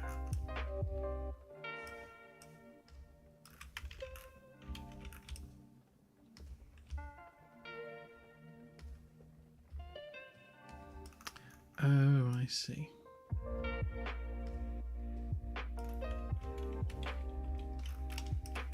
So that bit's right, that bit's wrong.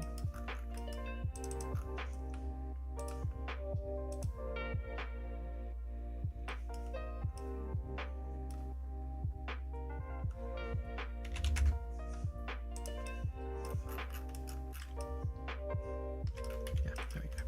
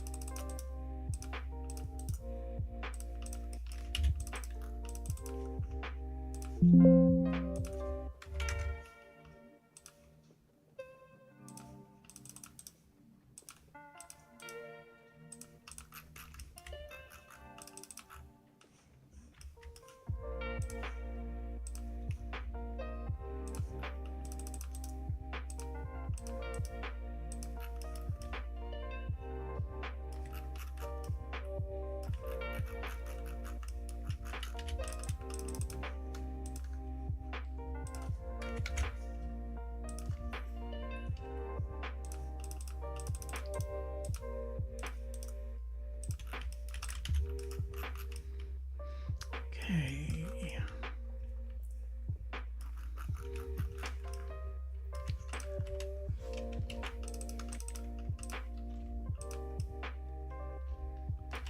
Let's get rid of a couple of unnecessary faces on there. Fix that up a bit.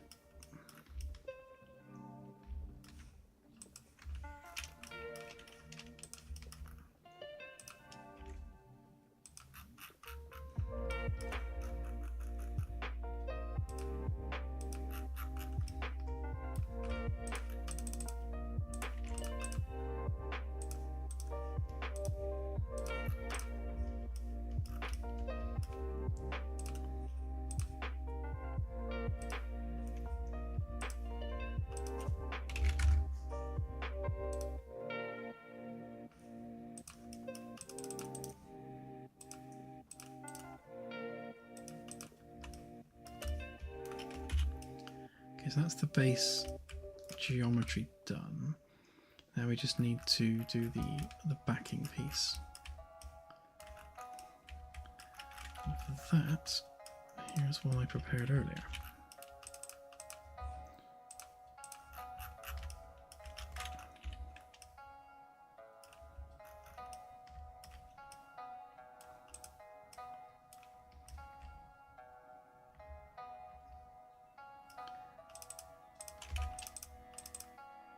So that one should be enough for that one.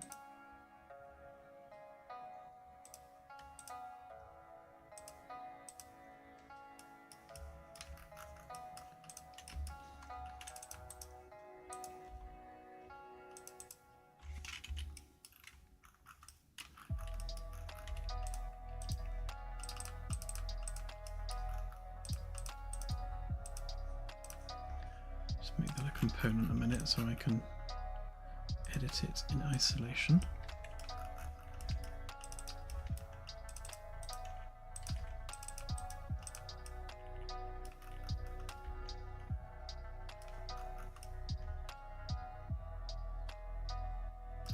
Oh, I see what's happened there.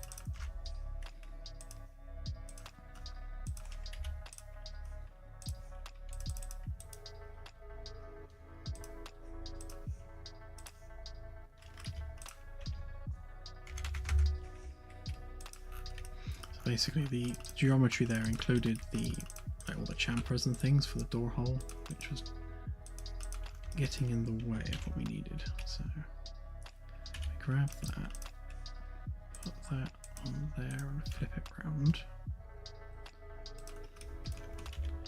Right, make that a component. Move it up out the way. That's better.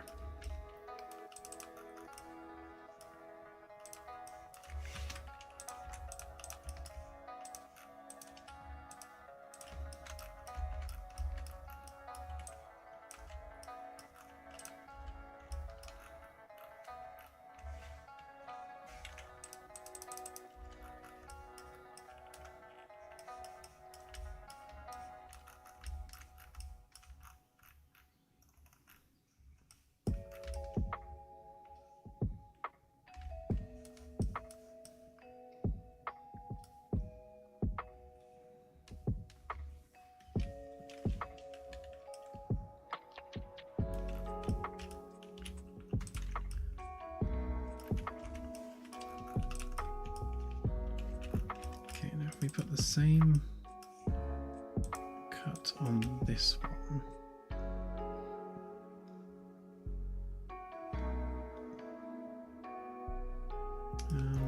That should do it actually, because you want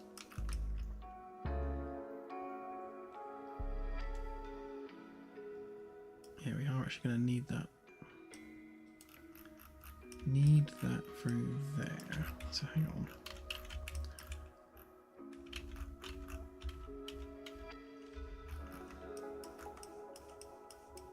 Just to be awkward.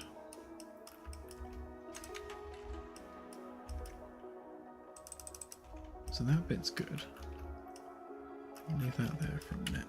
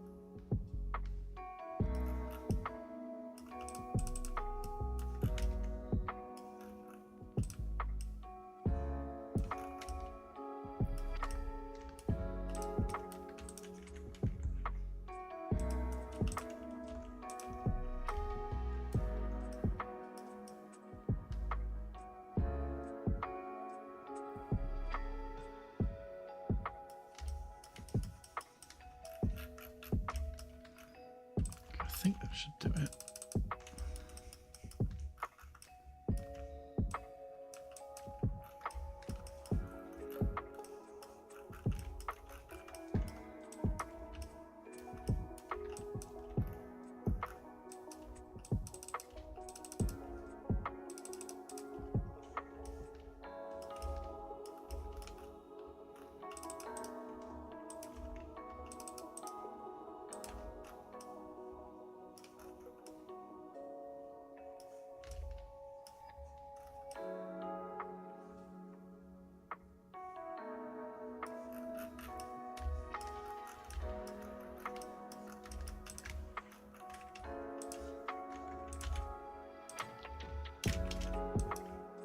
Do, however, need an extra face to there.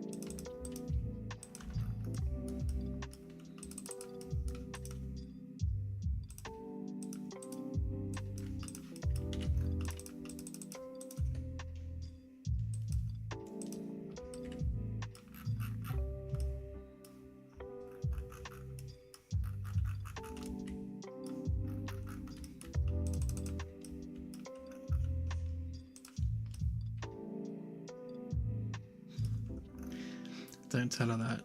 She'll go mad.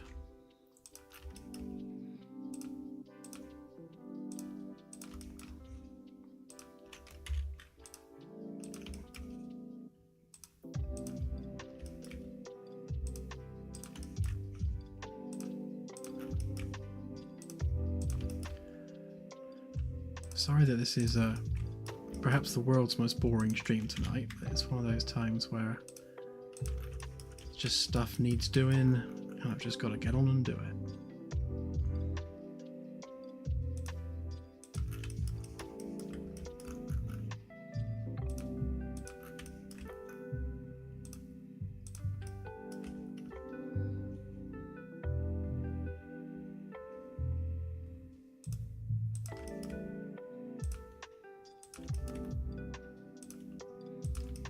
Well, the long-term goal is to have like proprietary shipbuilding tools.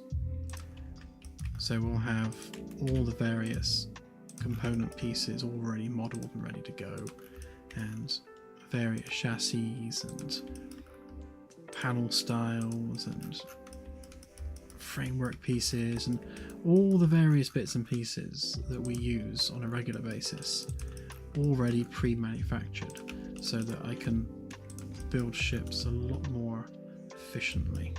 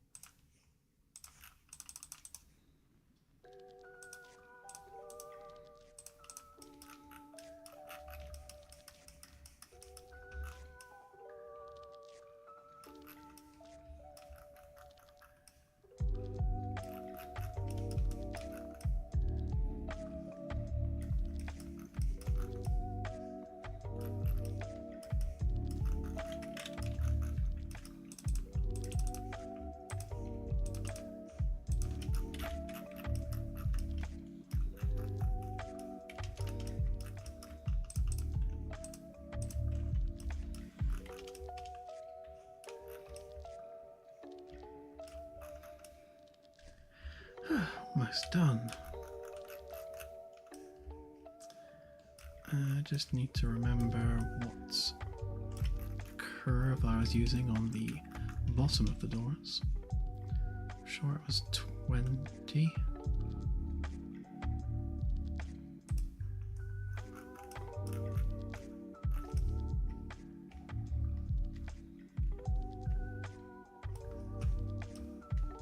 There's a door.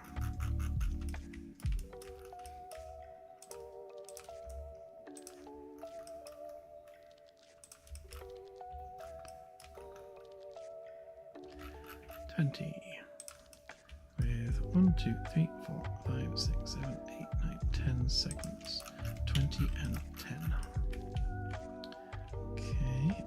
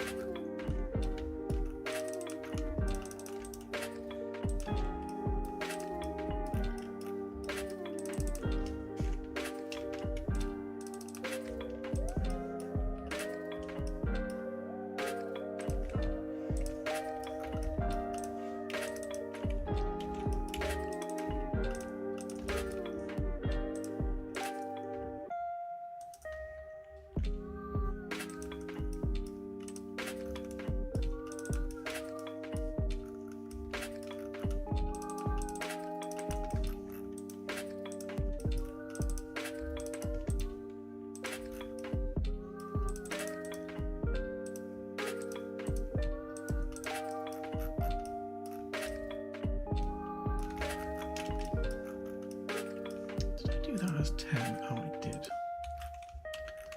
What a moron.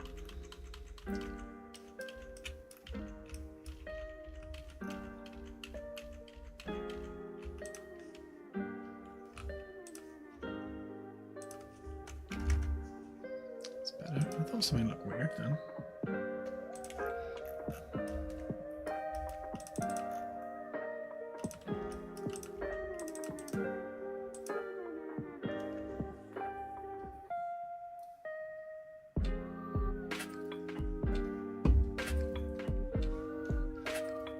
Come on, autosave.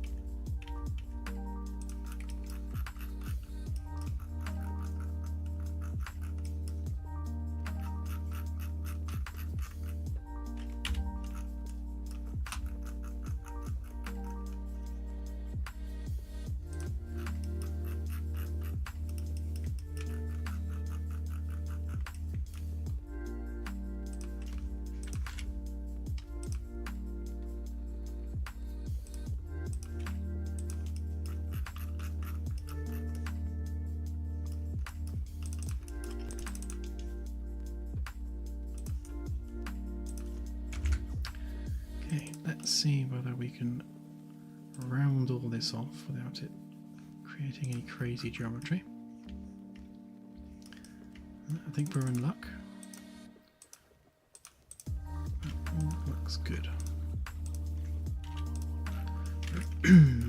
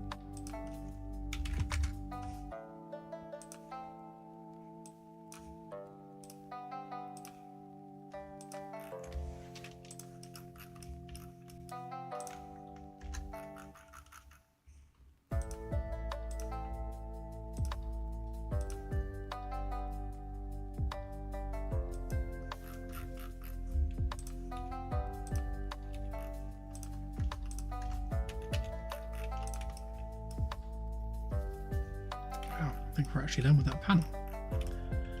1, 2, 3, 4, 5, 6, 7. Right, so this is 7 ring to 7 segment outer door panel.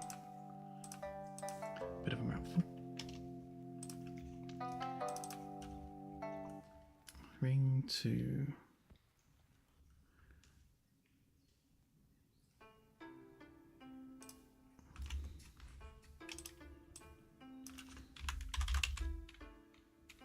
door frame. That's actually a D-deck panel.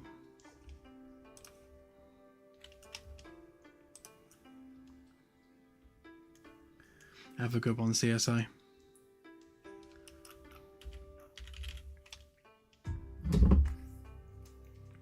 Yeah, sorry AJ, that's actually my fault. I'm so busy just concentrating on what I'm doing. I'm not chatting as much as I usually do.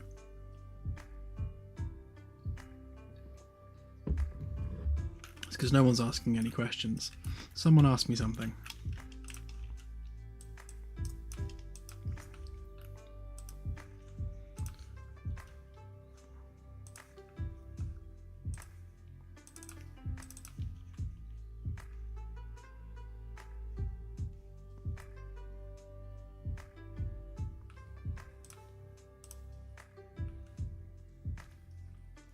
Indigo, or very, very dark blue.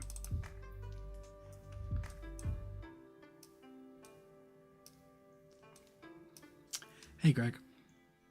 No, the VIP quarters will stay as they are into another update.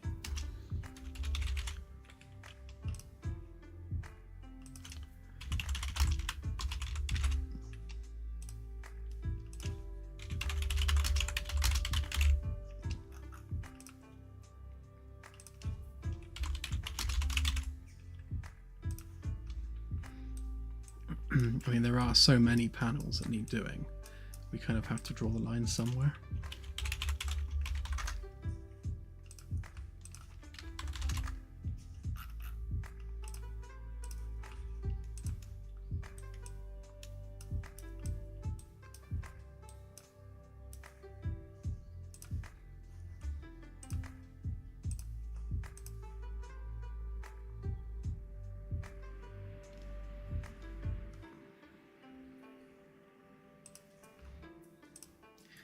I do have a 3D mouse, and I believe it was AJ that sent me one. I just haven't had a chance to just sit down and spend time learning how to use it.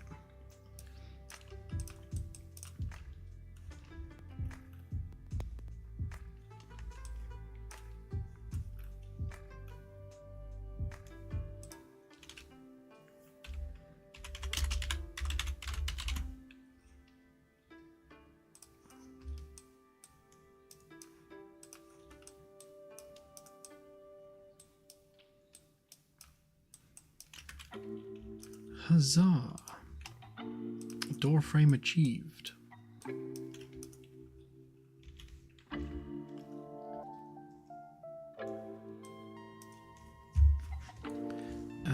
Do I have it here? Hang on.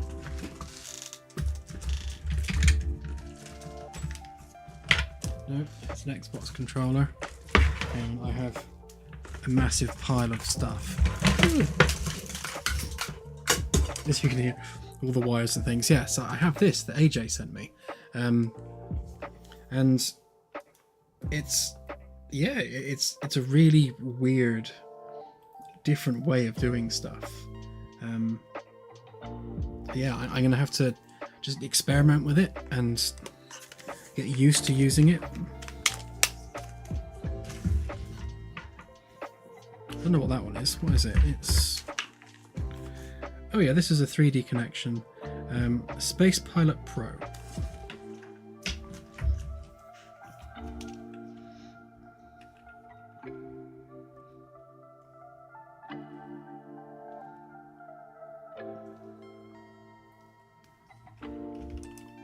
Yeah, they sound really cool. It's just one of those things.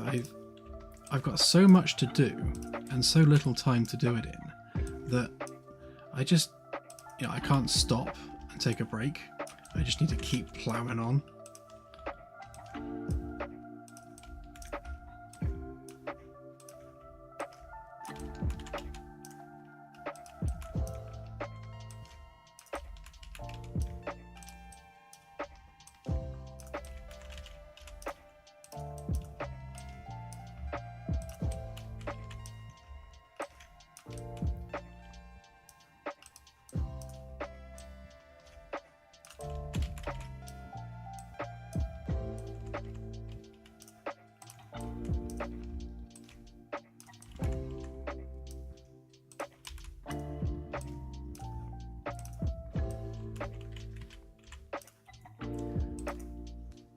That's interesting. I never would have thought of using it for something like Kerbal.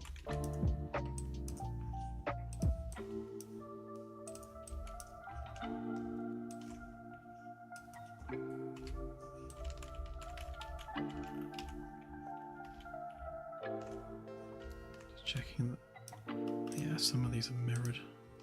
You're mirrored. You're mirrored.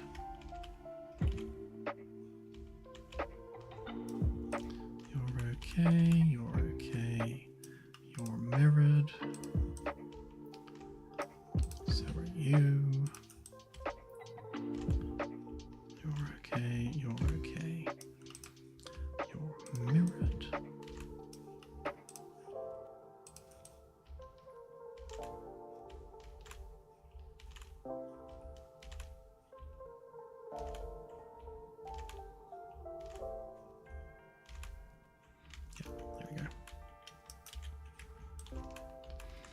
Ceilings are turned off right now, so it makes it easier for me to do things like this.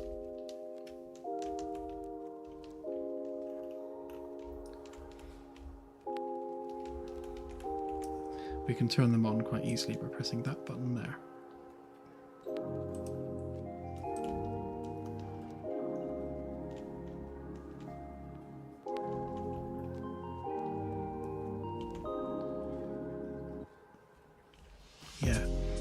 Yeah, we have doors to make next, which is the next fun challenge. What is going on there?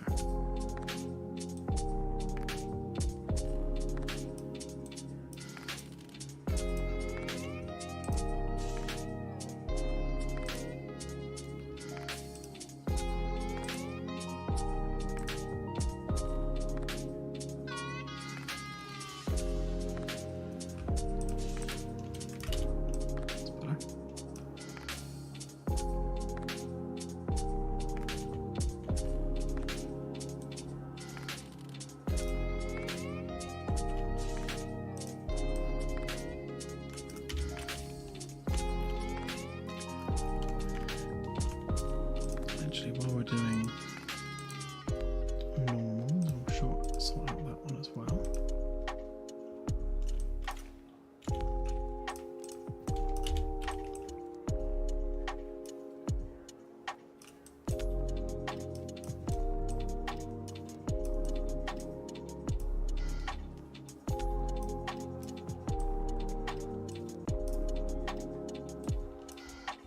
Well, essentially, every corridor ring is going to have a minimum of 2 doors and door panels. So obviously you've got one either side of the corridor, and because they're curved, then that curve is different from that curve. So minimum of 2 per corridor ring. I have 1 left to do for this corridor ring, and then we also have just 1 to do there.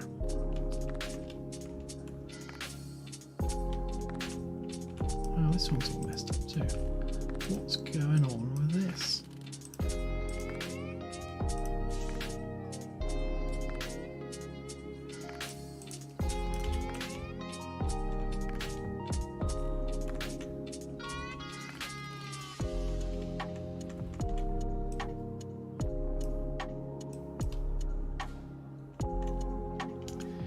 What part of the final game am I most excited about?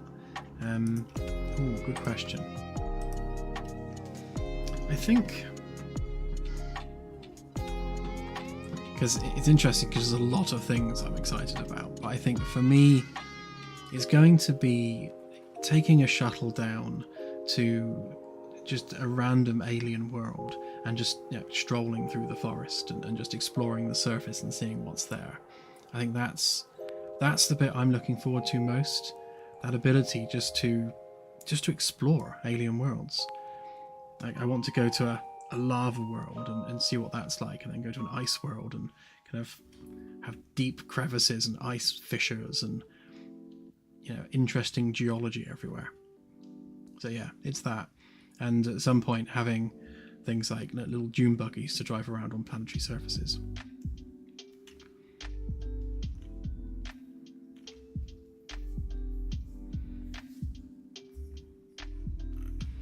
I used to be more excited about the engineering side of things, but it is, engineering is quite a dry subject, and there's a lot of maths and a lot of just sciencey dry stuff. So as fun as the engineering side of things is, I think ultimately, when I'm actually playing the game myself, I'm just going to be tooling around planets and just exploring planetary surfaces. That's kind of my thing.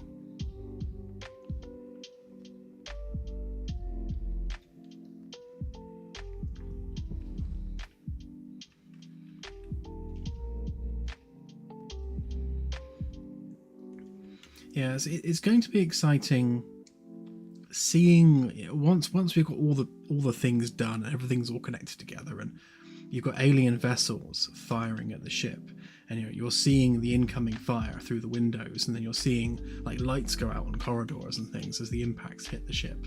I think that's going to be like tremendously immersive. So I guess there's a little bit for everyone there.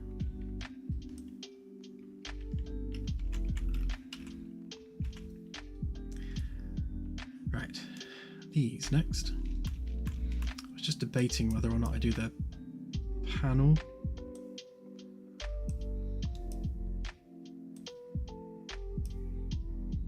I might make that a separate object.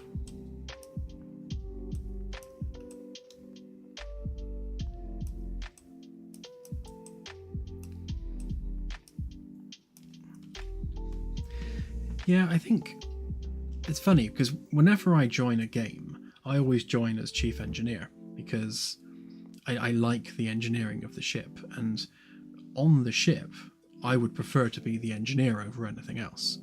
I definitely choose the chief engineer role, but that's just whilst I'm working on the ship. When it comes to what am I doing as a preference, it's going to be exploring planetary surfaces. So I suppose like either one of the scientists or the captain, so I can have an excuse to always go down on the surface.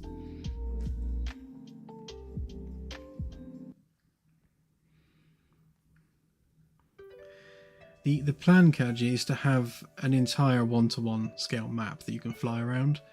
So because we're generating the terrain flat rather than spherical, we can generate it like essentially into infinity. So we're not building one-to-one size spherical worlds. We're having a flat plane that teleports at the edges to simulates the spherical nature of the planet. But because we're doing it like that, it means we can use everything Unreal can do for surface environments, which is a lot. So we've got all of the PCG tools, we've got all of the really cool sky atmosphere stuff. Basically every single toy in the Unreal Engine toolbox we can use on planetary surfaces, which means they're going to look absolutely amazing. But in order to do that the way we want to do it, we need to do it flat. But it does mean that we shouldn't have the need to have any restricted landing zones other than like if it's a city planet, in which case we can't do full city planets. But for just typical worlds, yeah. On the surface, yeah, places like Earth, we're just going to make like limited landing zones that you can only land in those areas.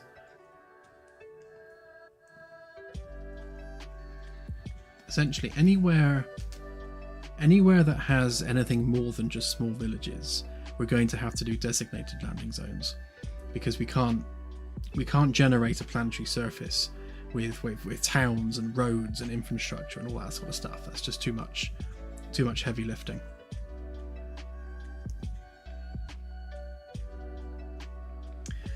Yes, Xenavant, the next ship I make will be a small intimate vessel for like a 5-man crew. I'm very keen to do that, actually. I think as cool as it is to have a massive cruiser with a massive crew, I think there's definitely the need there for a small intimate ship where like 5 players are fully responsible for everything. So yeah, that's definitely the next thing I'll be working on, and I'll probably make that a DLC ship, just to bring in a little bit of regular income for the game.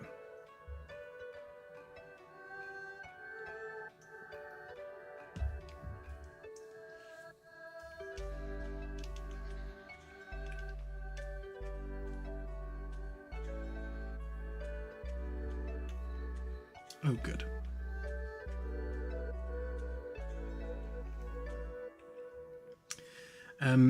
No, Aaron, there'll be no furnished rooms. I mean, these have like placeholder beds in them, but that's it.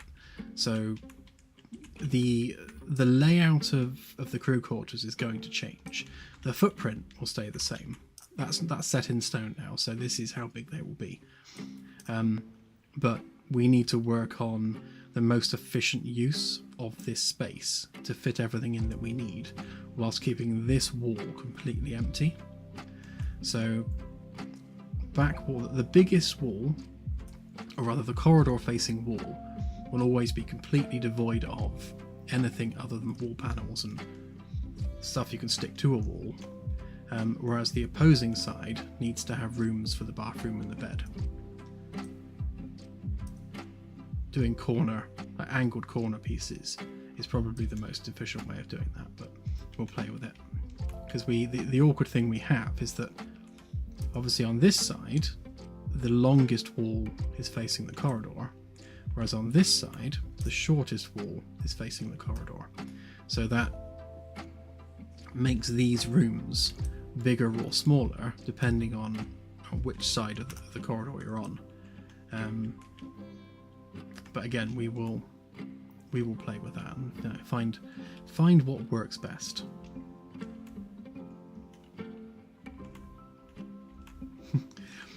This is a standard UK double, so that's, I can't remember the exact dimensions. It's something like 1.9 meters long by something wide.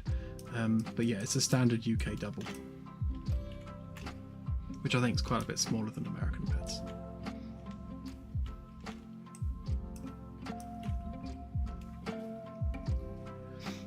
Okay. Let's go through all that pain again.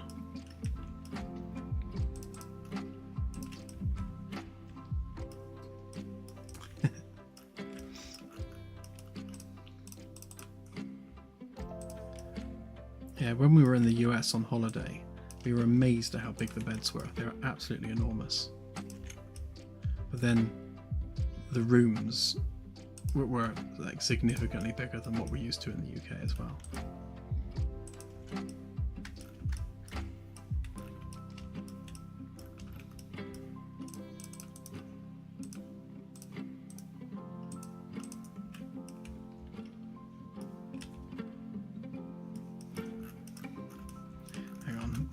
Now that we're in SketchUp, I can tell you exactly how big they are. So, autosave.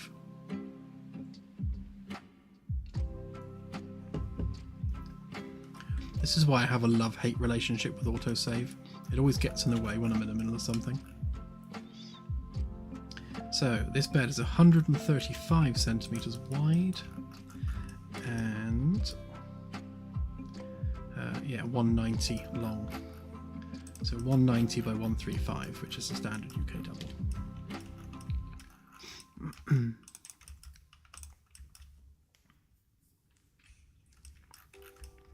It's funny that it's, again, I've spoken about this before, about getting the human scale right.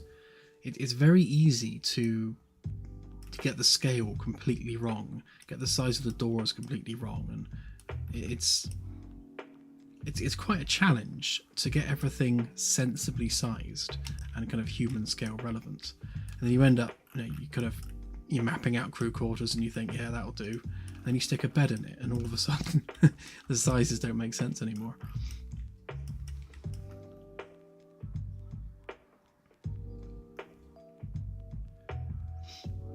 Yeah, it's, I remember Star Trek Online, before they improved it.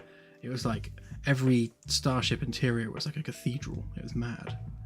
And I know why they do that. It's because, especially games with a third-person viewpoint, the camera is obviously quite high above the character, and you don't want the camera just colliding with the ceiling the whole time. So the rooms need to have tall ceilings and big spaces. But that's not what we're doing with this. We're making it all 1-to-1 scale, so if a room feels small, then so be it. It's small.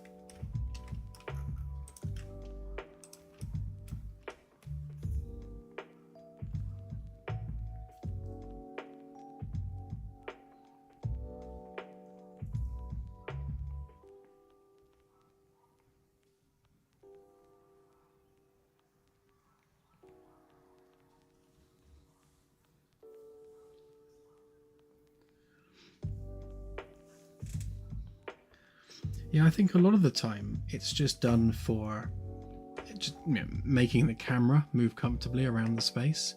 Again, with a third-person game, having low ceilings doesn't really work very well. Even with this, I mean, we've got 2.5 meter ceilings here, so how high is that? Yeah, 2.6. So when you include the wall panel, ceiling panel, our corridors and our rooms are 2.5 meters tall, which is massive. I mean, that's taller than the rooms we have here. Like, most of our rooms are about 8 feet, which ain't much, 7 or 8 feet at most. So to having a 2.5 meter ceiling still feels really low in game, and when the character jumps, they're banging their head on the ceiling. Like, the jump height in game is huge. It's one of those things where video games just aren't human scale normally. So yeah, it's a challenge to work with that.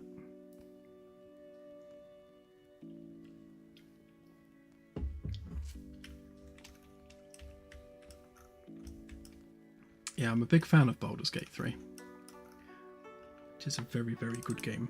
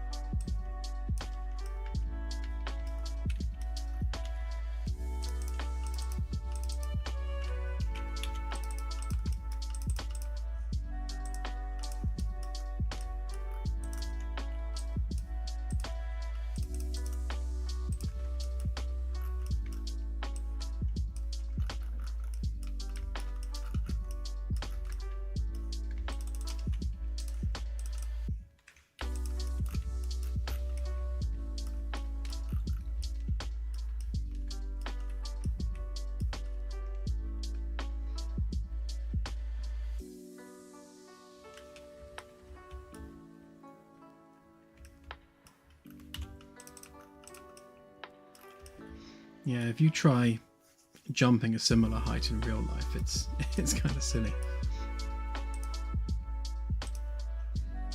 You need to be like a parkour athlete to jump some of the heights that it has in games.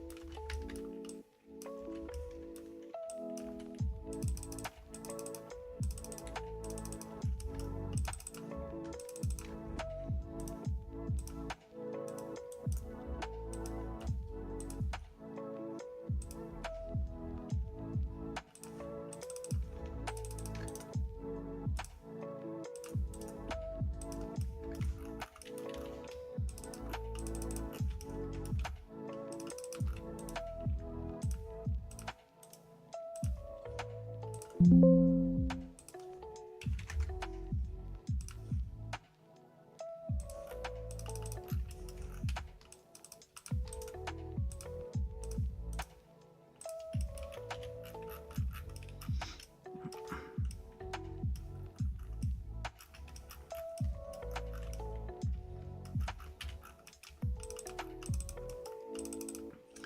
just go ahead and work on this one as well at the same time, so that we're not having to remember measurements quite so much.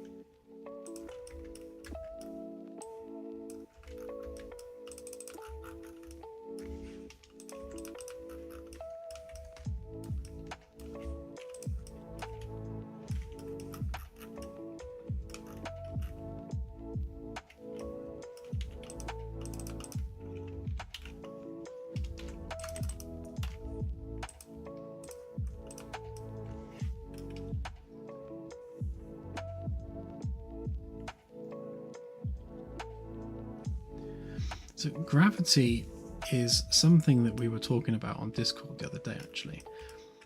So we're using the concept of mass energy equivalence, i.e. E equals mc squared, to generate virtual mass to a point where that mass creates the effect of gravity in a localized way.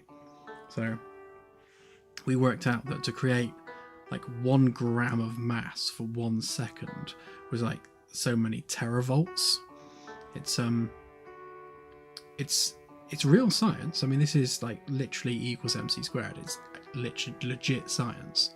But if you energize enough energy, then you will create mass, because there is mass energy equivalence. The sci-fi part of that is the fact that, like I said, 1 gram of mass for 1 second is literally teravolts worth of energy, and it's a mad amount of energy that you need just to sustain 1 gram of matter. So the science fiction part of that is that we need some kind of material that amplifies mass energy equivalence like exponentially. So like the more energy you put into it, you get like this exponential amount of virtual mass to create the gravity that you need.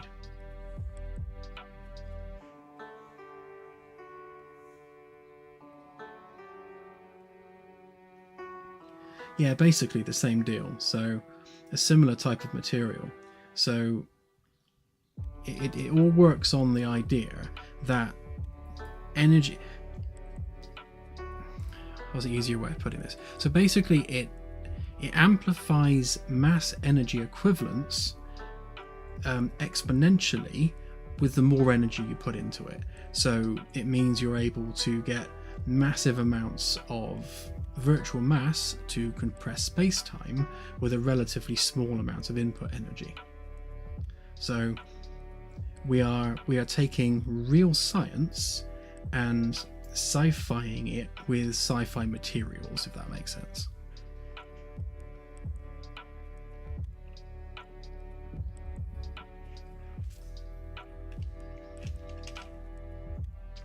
Yeah, they will do, Delta. I was thinking about that. So this is like the living area, although once we get rid of this wall, this kind of whole area will be the living area.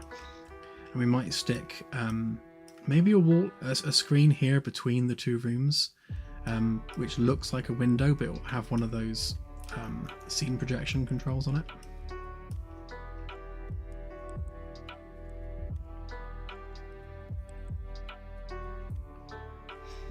What is void energy? Because we want to keep it grounded in real science.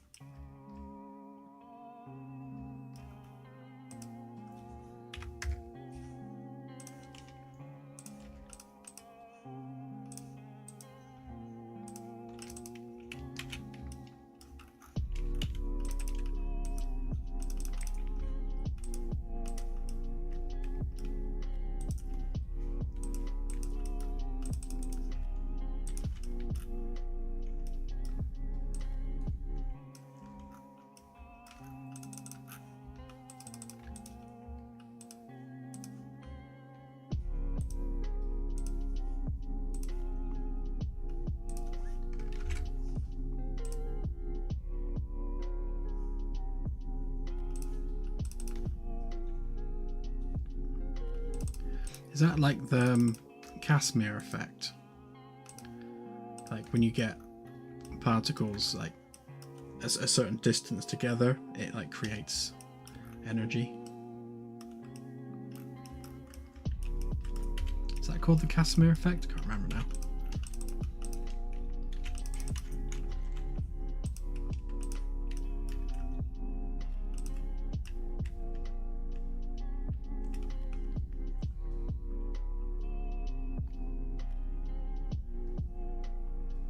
Oh, okay.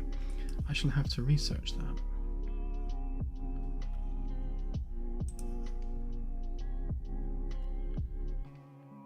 I think so. Hang on.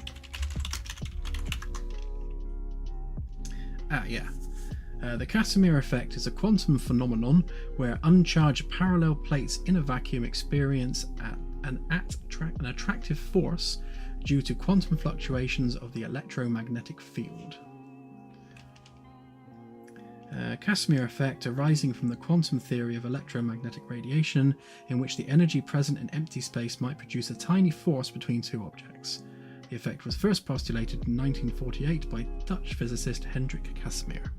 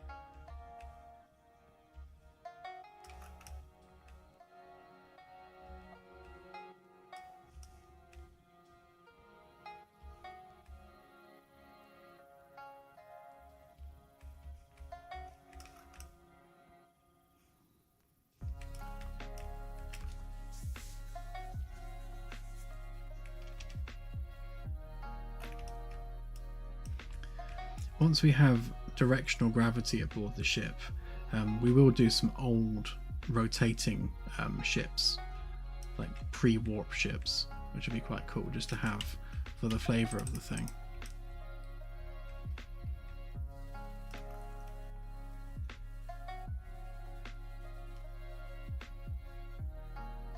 Oh, I've not seen that one, Greg. I'll have to look out for it.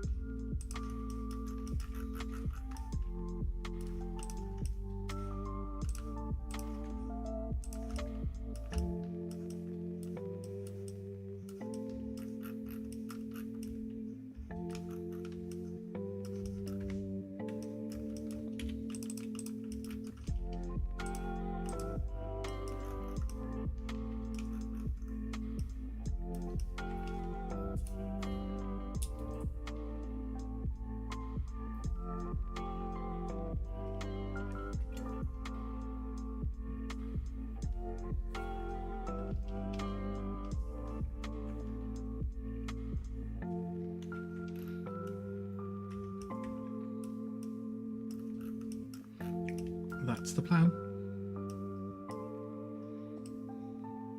So the idea is when you enter into your crew quarters, i.e. like this, so this is one of the crew quarters, there will be a panel on the wall for room customization. So you'll be able to choose things like the ambient lighting color and what color the LED strips are, all that sort of thing. The furniture and set items like carpets and things will not be customizable on a per quarters basis, because we want to keep that kind of partially realistic, in the sense that obviously you've been assigned these quarters and you can decorate them however you want with your own stuff. Like, you can put a rug down, you can put a picture on the wall, you can decorate shelves with your stuff, but you can't rip up carpets and change the carpets so they're different from the rest of the ship. That's kind of like unrealistic in that sense. But things like lighting colors and all that sort of stuff, completely customizable.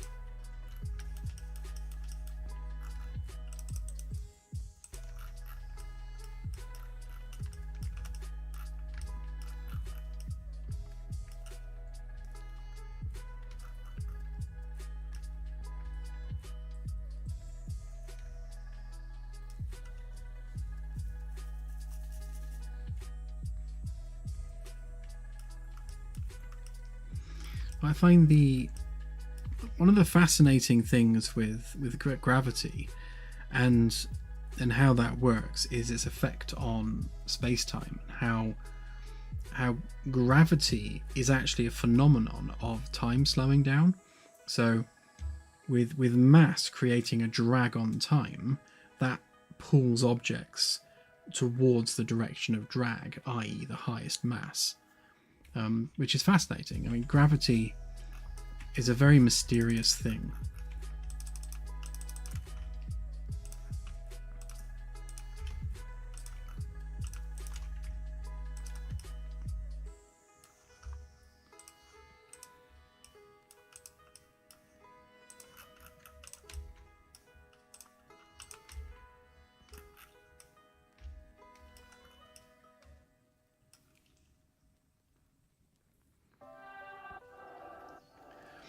Yes, Raphael, it will be. So you're in the same way right now, where you set a condition normal color. So under condition normal, the light is whatever color you set it to. During the alert status, it will change to like that specific alert state. And under condition normal, it will go back to whatever your saved color was. So if you had pink lights in your room, they'd only be pink during condition normal.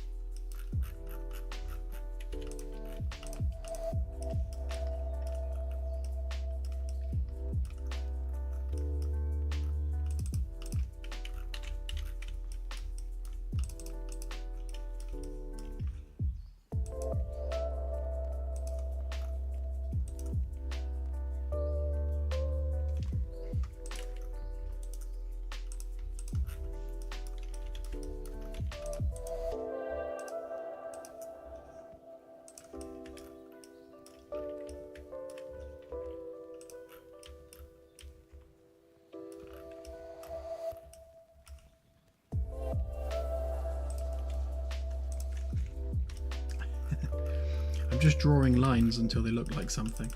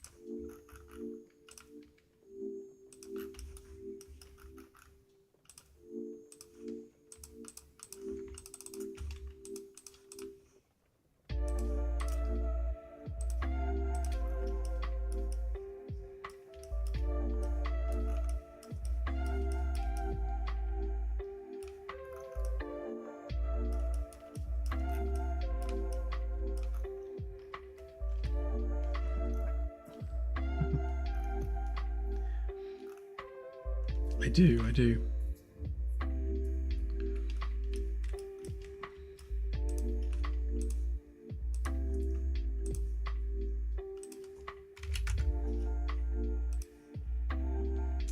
But yeah, well, like I said, you know, I started doing this as a hobby, and you know, there's something oddly therapeutic about it.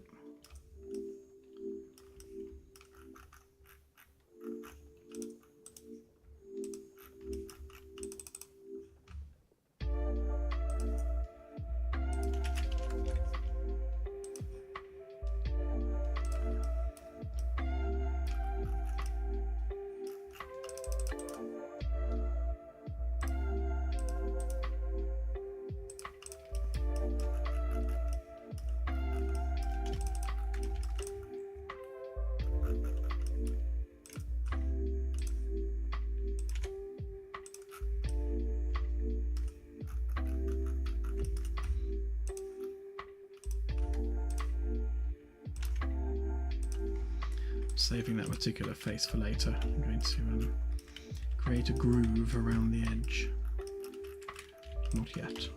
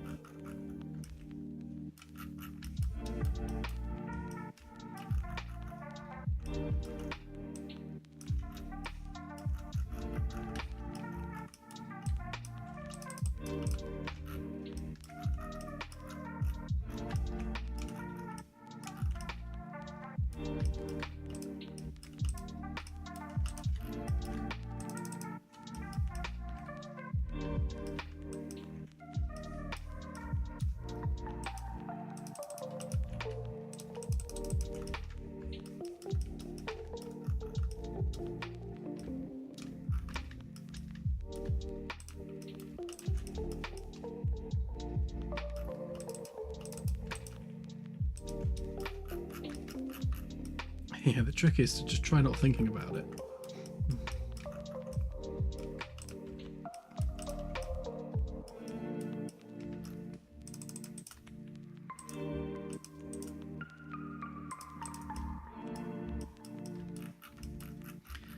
It's little things like this that make me happy. If I grab that and that.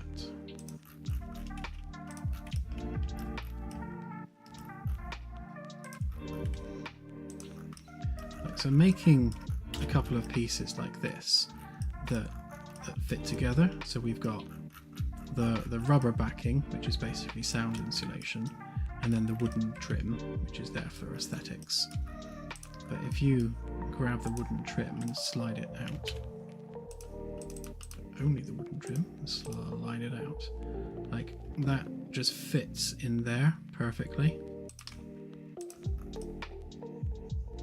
So just making geometry that just fits together so snugly and nicely, it's just, I don't know, I find that very therapeutic, and I don't know, it just feels like an achievement.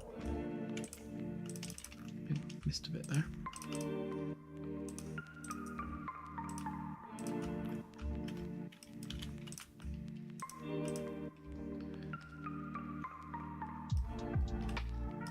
Yeah, just the way that just fits in there perfectly.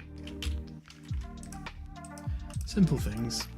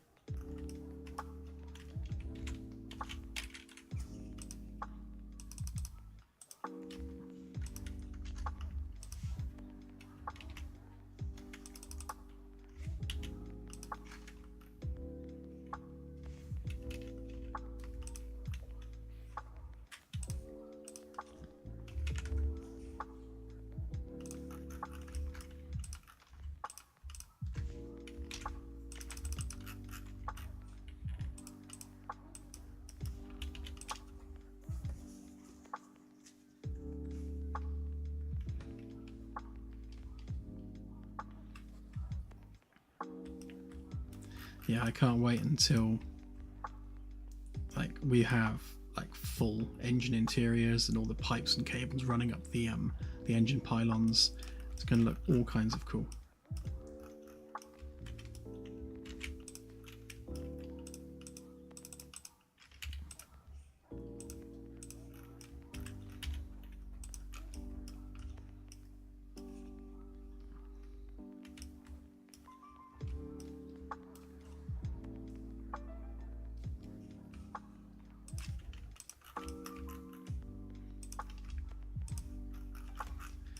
Yeah, I don't know about cheat codes, but we'll definitely have Easter eggs.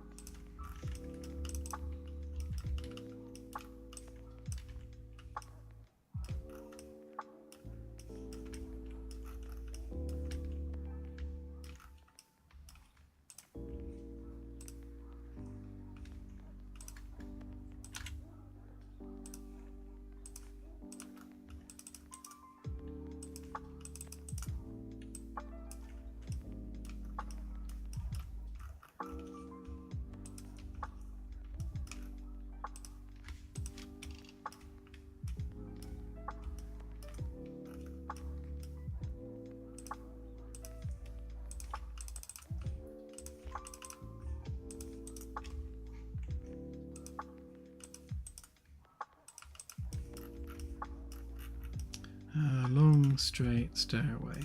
Do you mean this over here? That was me mapping out the angle that the engine pylons need to be at in order to have a pretty standard staircase inside. So that's 20 centimeters tall, 40 centimeters across, which is pretty much a standard stairwell. And then that takes you up into the engine nacelles.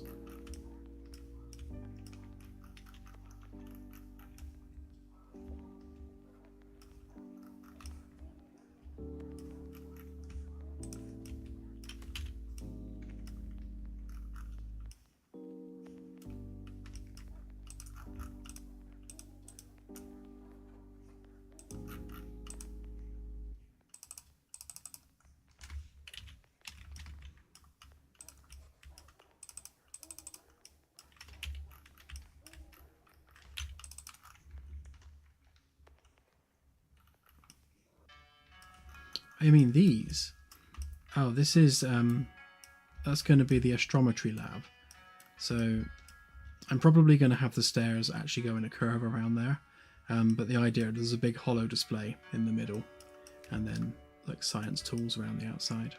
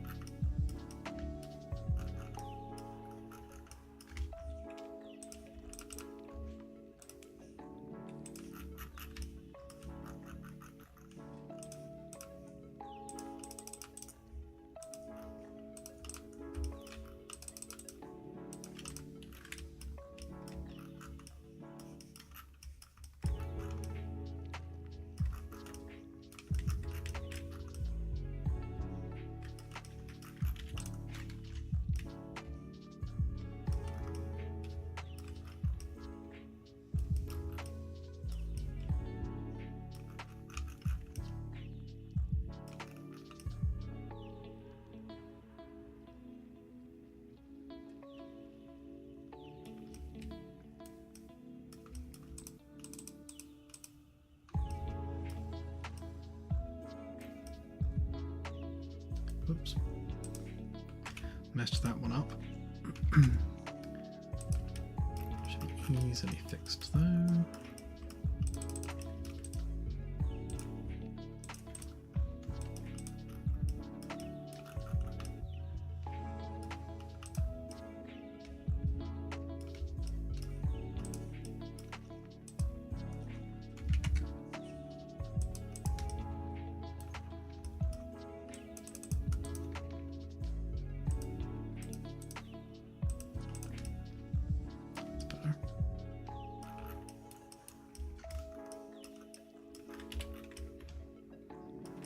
Doesn't really make any difference because this is behind a panel, but I know it was wrong.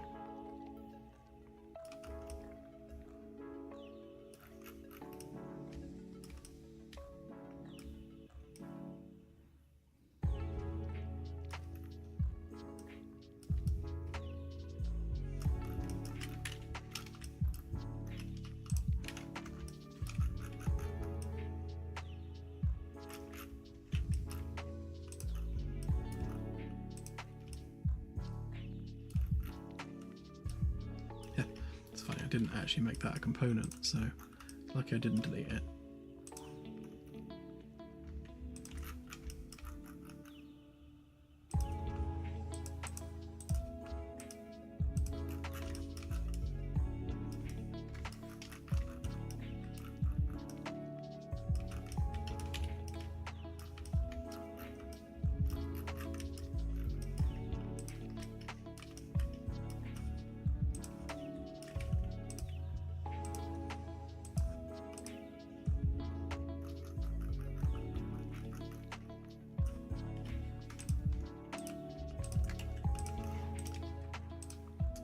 Make that one a component either.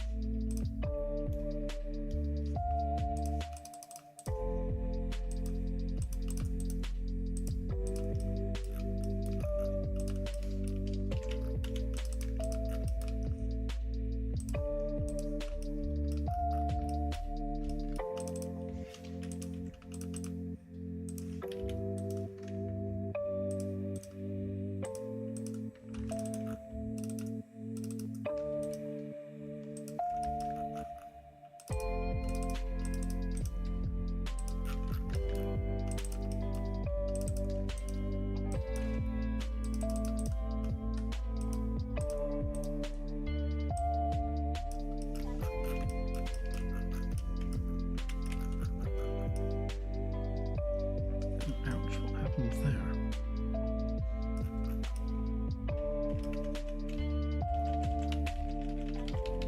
Curses.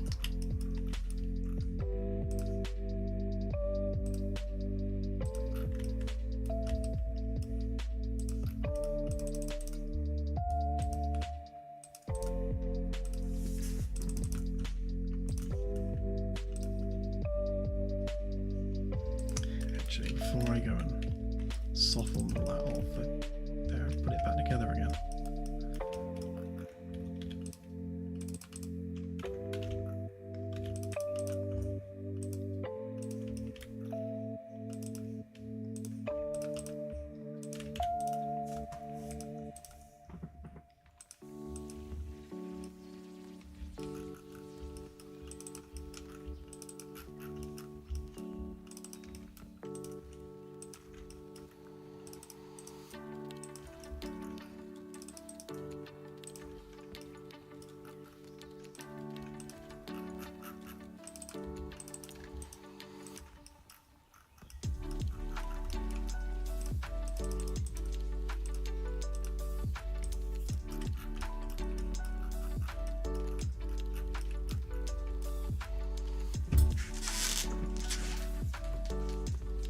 Yeah, to be honest, I often think about the game and Unreal and what I'm doing and why I'm doing it and all that sort of stuff.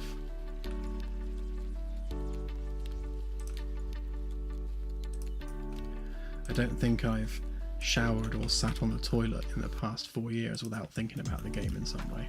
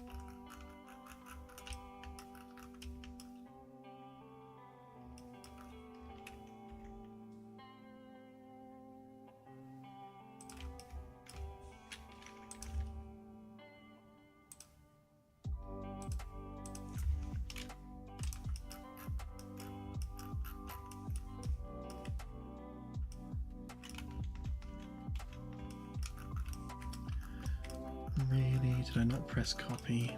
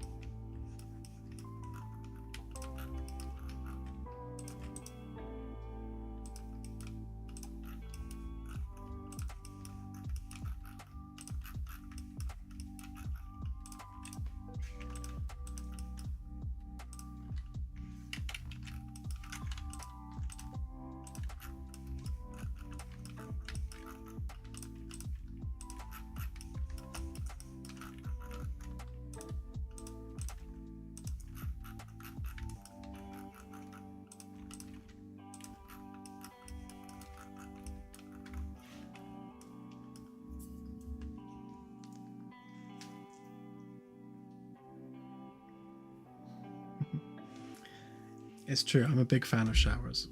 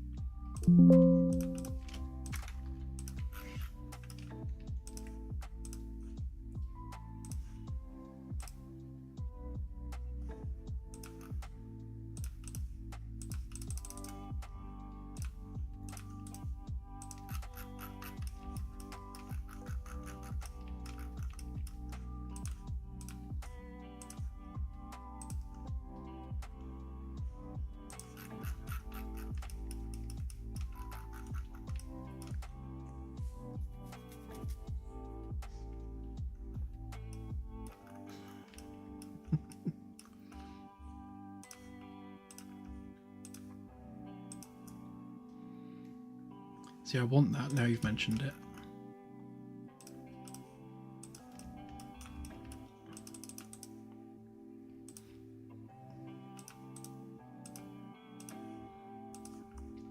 No, you said it now.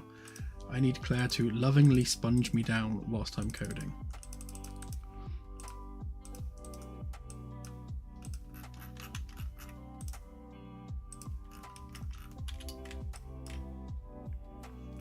Good night, Greg. Have a good one.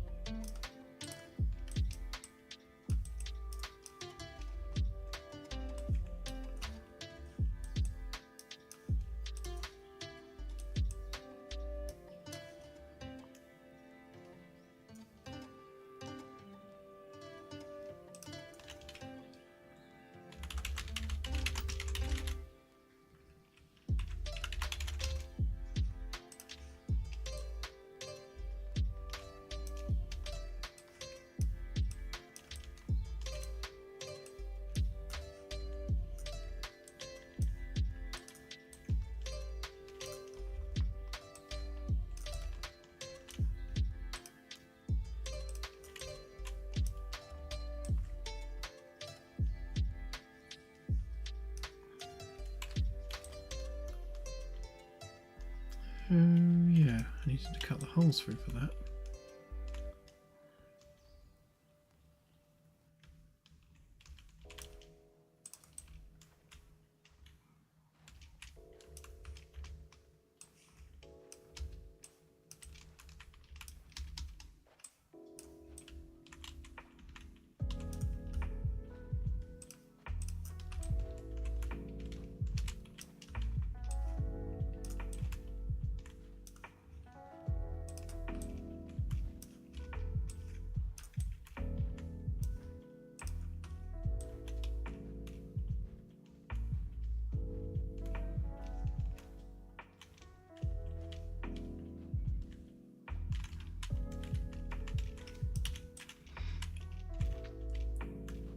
You know, something else we could do, given that we now have the room for droids and stuff and the cleaning materials, we could actually add some Roombas around D-Deck and E-Deck.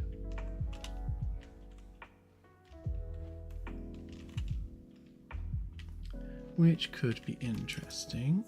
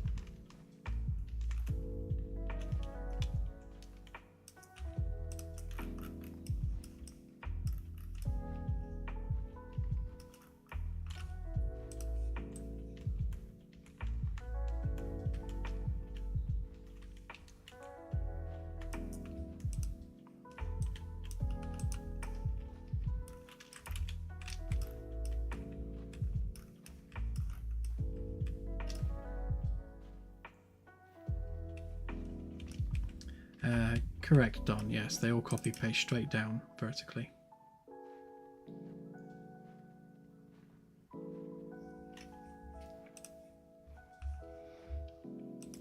Well, he's a little bit upgraded.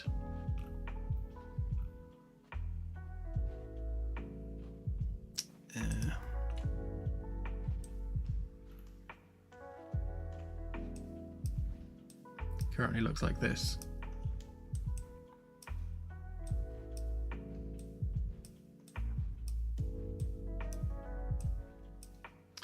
Still a work in progress, though.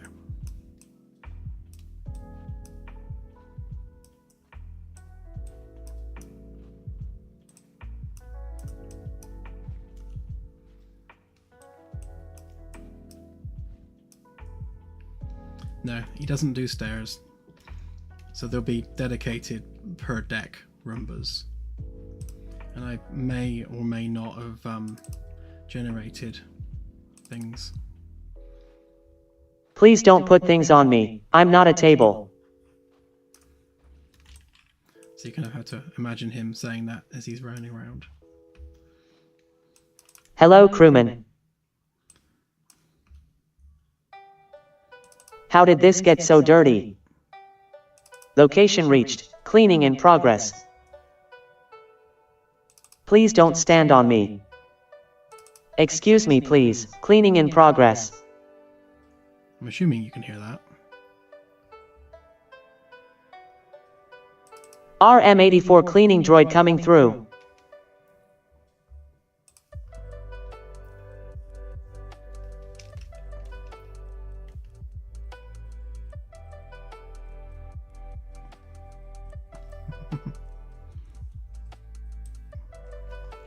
But yeah, he's a cute little thing.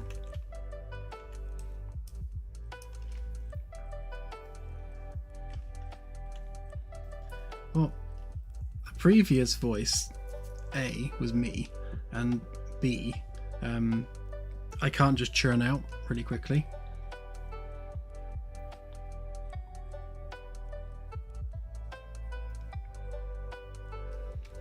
Am I going to have to start recording more voice lines?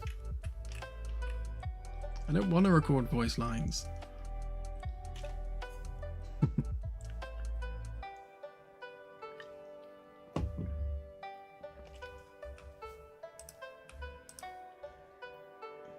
Humans are such messy creatures.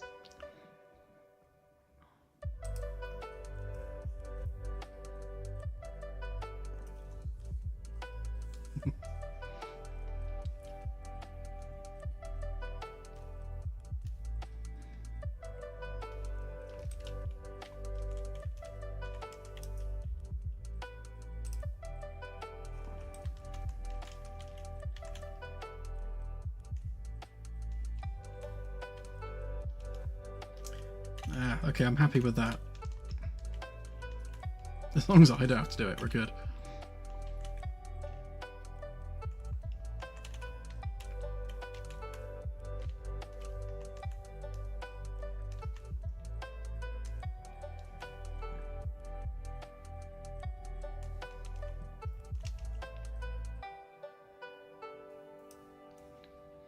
Yeah, 11 Labs uses like a prompt to create voices, so you can like literally prompt engineer a particular voice. But because you're prompt engineering it, it's not very accurate. And I tried like typing in like a high-pitched robotic voice, and that's as high-pitched as it would get.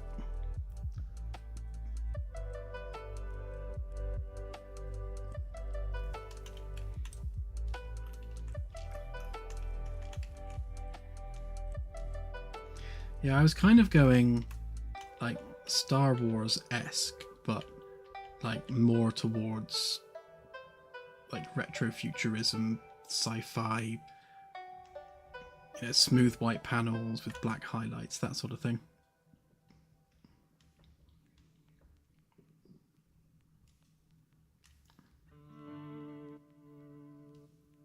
Yeah, it's going to be an uprising with the cleaning droids.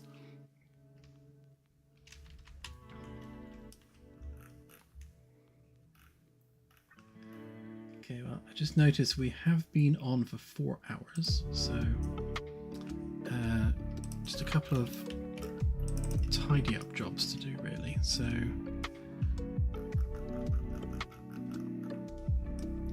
with the DDEC framework now being pretty much done up to there, so we get rid of that. Oops. And that also needs to be on that layer.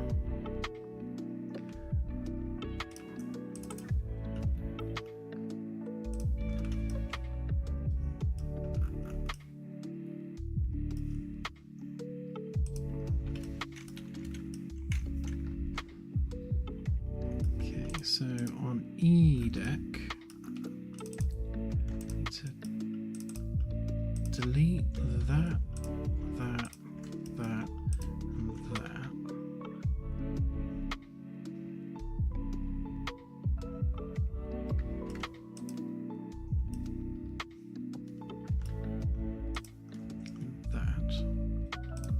Because we only actually need those ones. So I'll grab them out.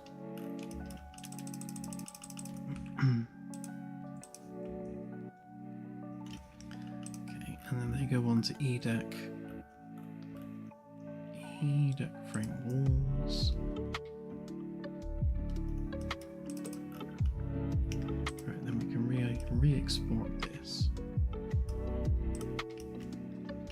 So this is what I was doing with the layout, by the way. So I'm probably going with 6 crew quarters around this space here, with 7 on this side.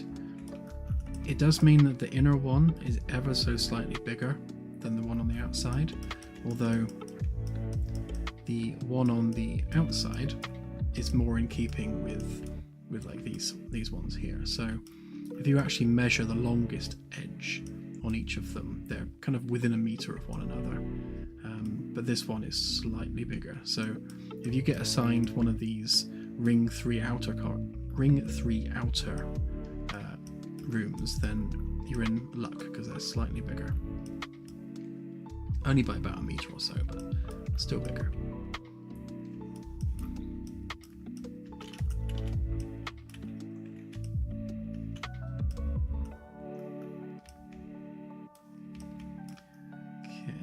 So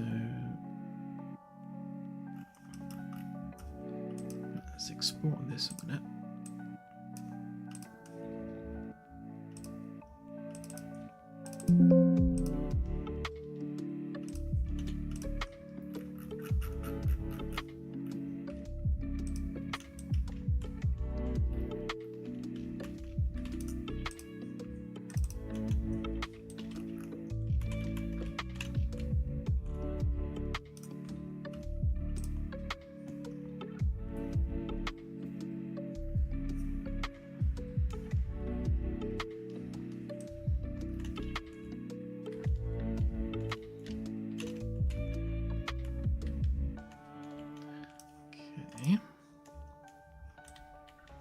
slowly getting rid of the whip stuff and replacing it with real stuff.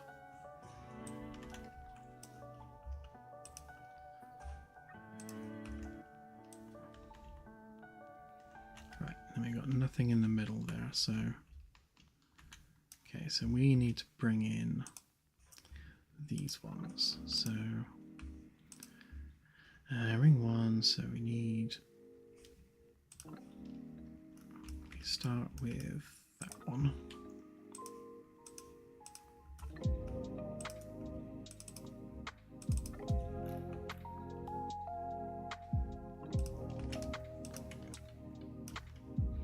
Ring 1, E-deck, framework walls.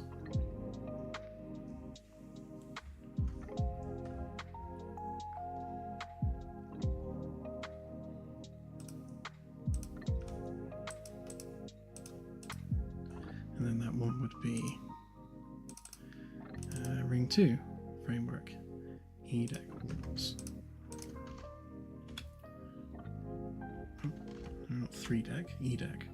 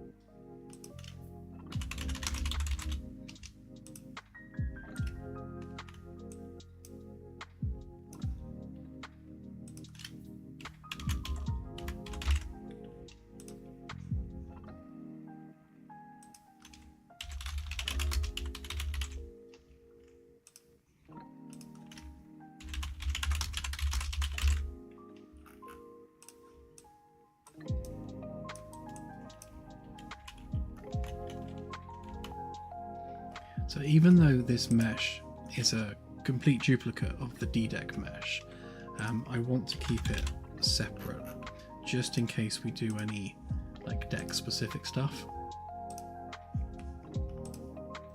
Just kind of future proofing really.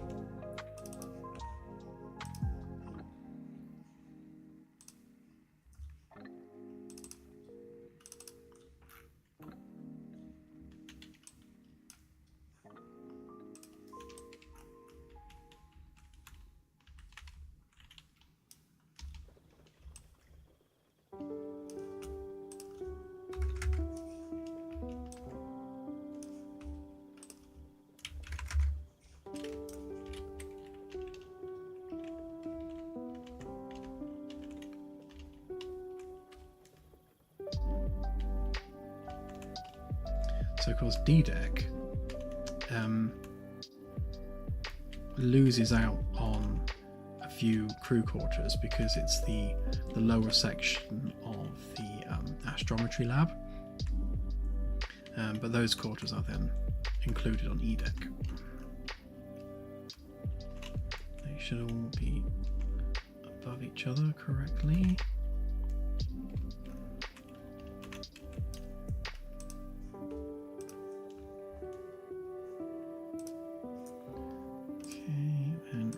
To framework,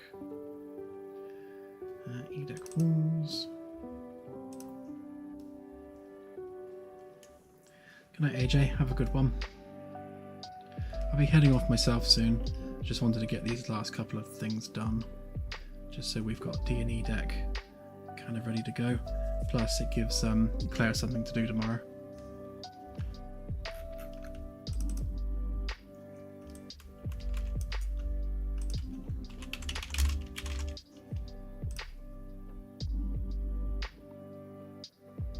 Oh, easily done, yeah. We say 200 crew quarters, but there's actually slightly more than 200, so we should be fine.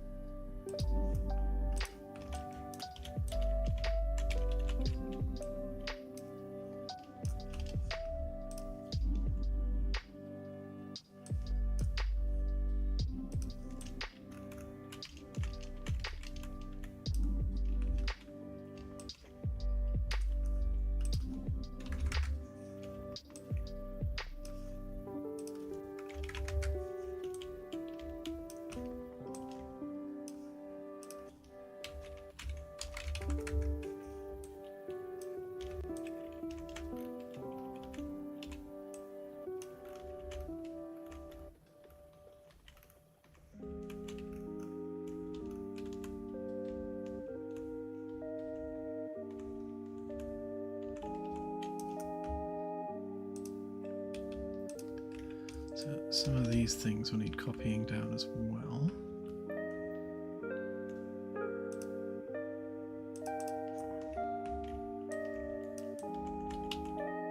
I already did there. Did I do these ones? I'm sure there was some I didn't do. Yeah, those ones.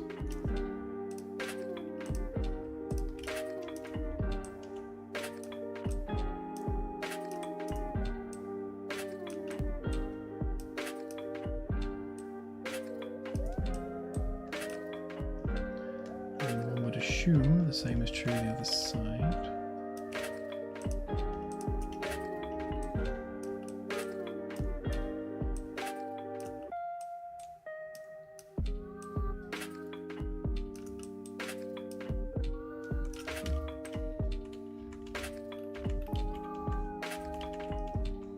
Okay, let's just do the usual on there, sort the normals out.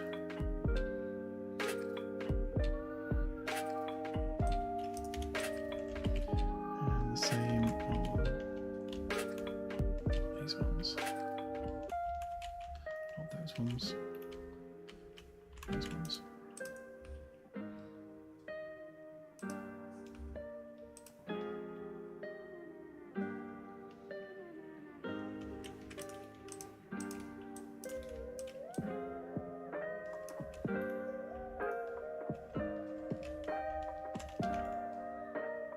Oh yeah, I did fix that panel, so that needs copying down as well. Let's just... Actually, no, I won't delete them. I'll replace them.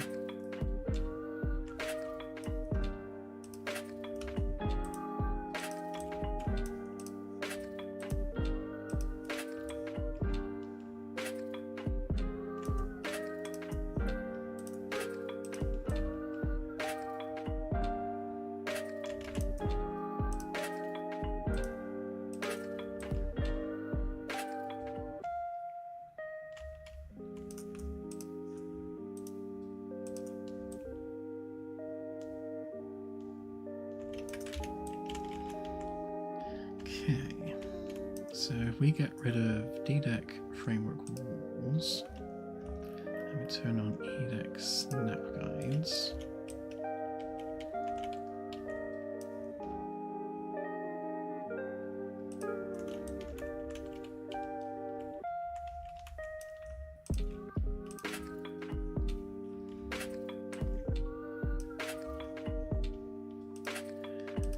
so E-Deck,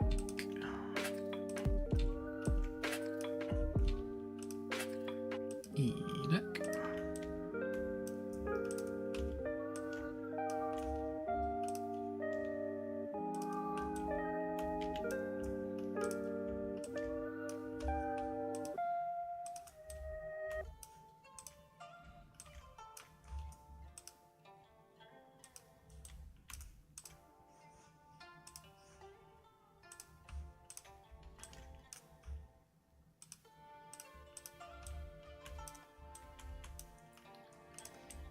definitely the nice thing with having two basically identical decks.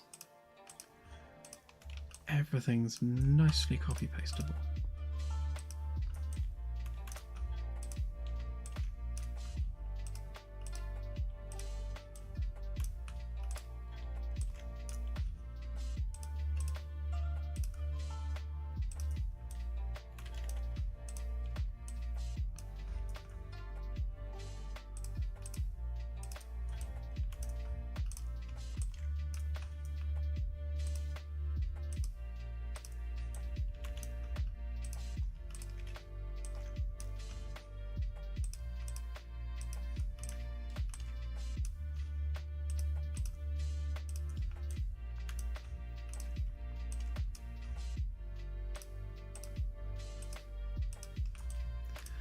Trying to catch the ones that are mirrored as well, like those ones. Although I'm sure Claire will notice that when she does it. Being that she's a professional and all.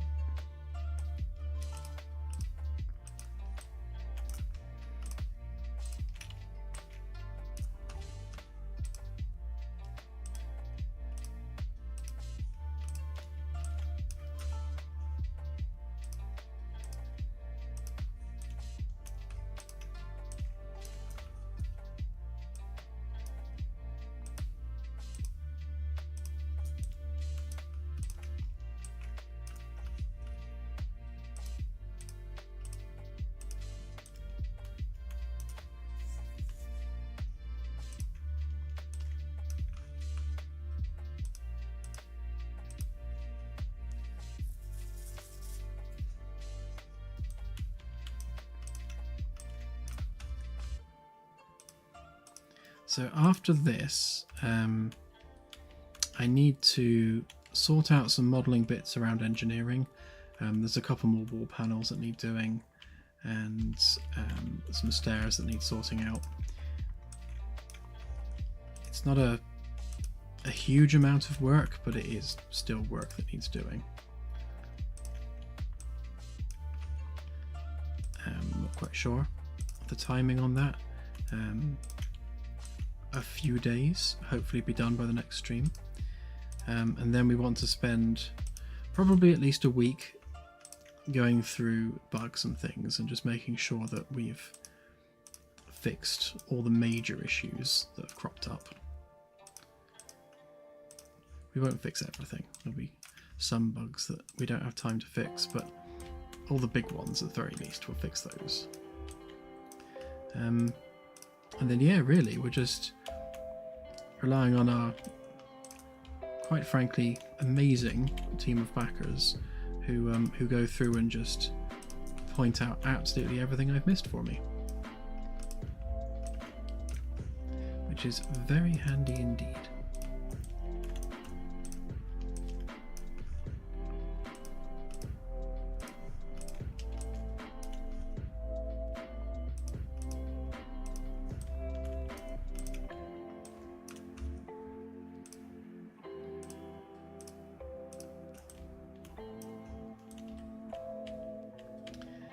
Yeah, so the engineering tutorial shouldn't need anything other than maybe moving a couple of the little yellow highlights, because we've moved some of the boxes around in the maintenance tunnels so that the little yellow highlights are going to be in the wrong place. So that's just a quick poke around to fix that. The big job is I need to rewrite the scanning and nav tutorial to fit in all the new stuff that we've done, which is a minor pain, but hopefully that won't take too long. The system for writing tutorials is a lot more robust now, and a lot easier to work with, so hopefully I'll be able to do that quite quickly. One thing I want to do here is I've noticed that some of these on D deck, say E deck, which is no good because it means that they will not appear in the game thanks to the optimization system. I don't know how many of them said E deck, so I'm just going to check them all. There's one of the downsides to copy pasting things. When stuff has unique settings, you tend to copy them with it and then forget to change them again afterwards.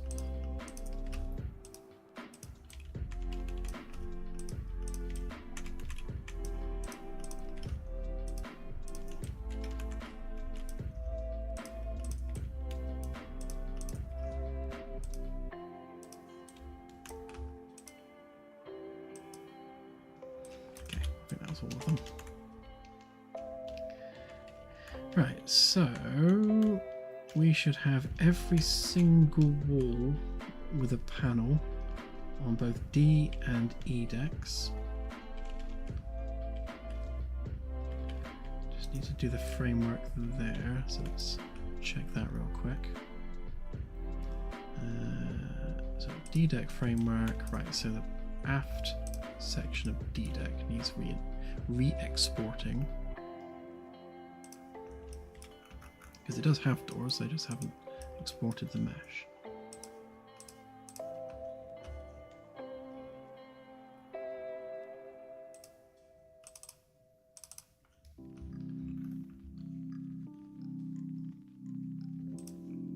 D deck aft walls, that would be that one.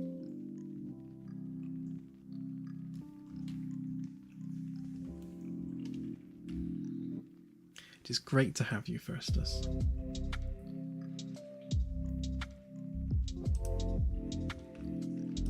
May as well export that one while I'm here. So that would be the E deck version. So E deck aft walls.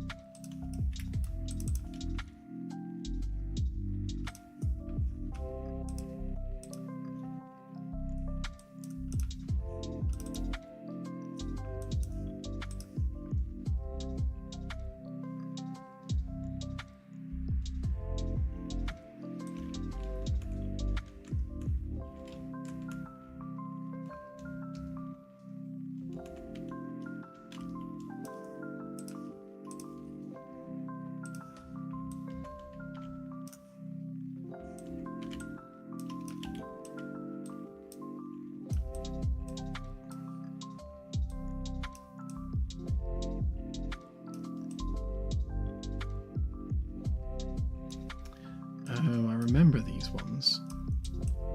I think we accidentally offset the door when making them. Although that one's alright.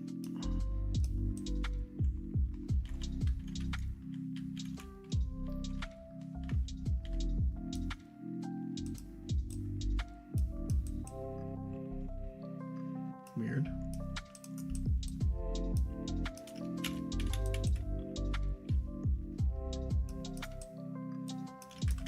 I'm going to ignore it for now. But looks like that's going to need the whole recutting in the right place. Why is that one okay?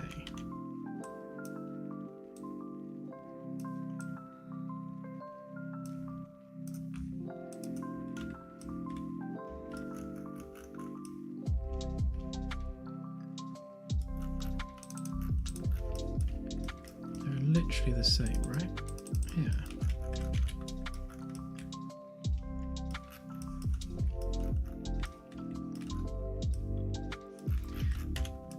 There's a bigger issue at play there, I'm sure, so I shall go and investigate that.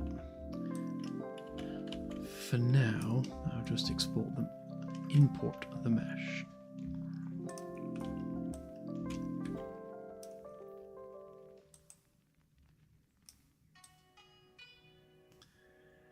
There's definitely a misalignment there because the like the curve there is bigger on one side. Is it the same on this one? Yeah. Yes, there's definitely something up with that.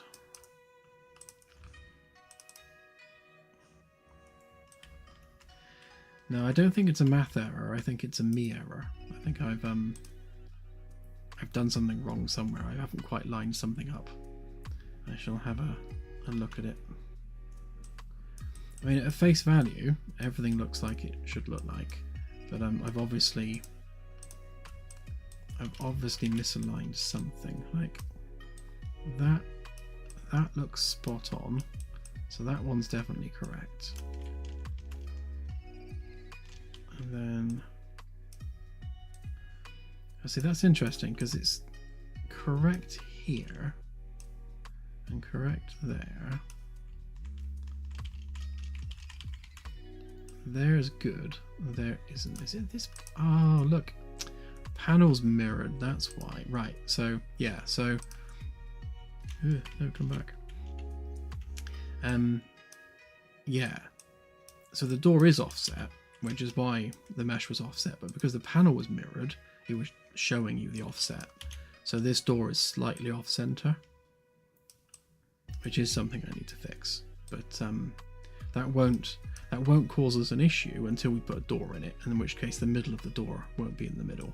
So I'll fix it when we do that.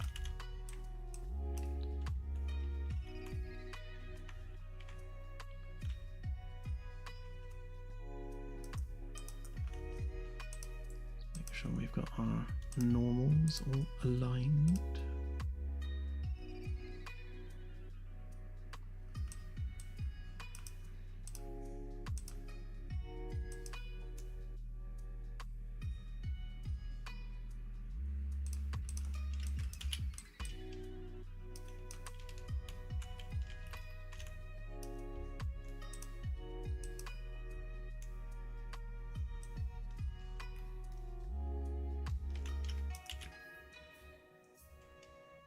Oh, that's mad, Festus. When I was made redundant from my last job, I'd been there 11 years, and it was such a weird feeling. Like, I've been going to the same building for 11 years, and then to just not anymore was just odd.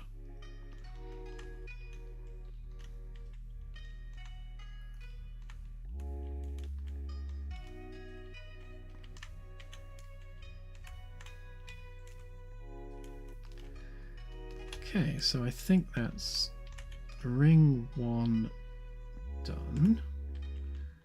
Ring 2, just checking the panels, seems to be done. And on E deck.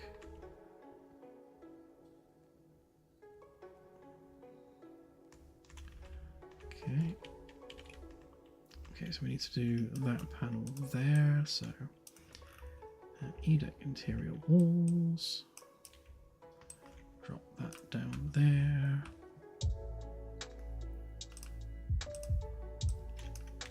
make sure that's on E-deck, make sure that's on E-deck.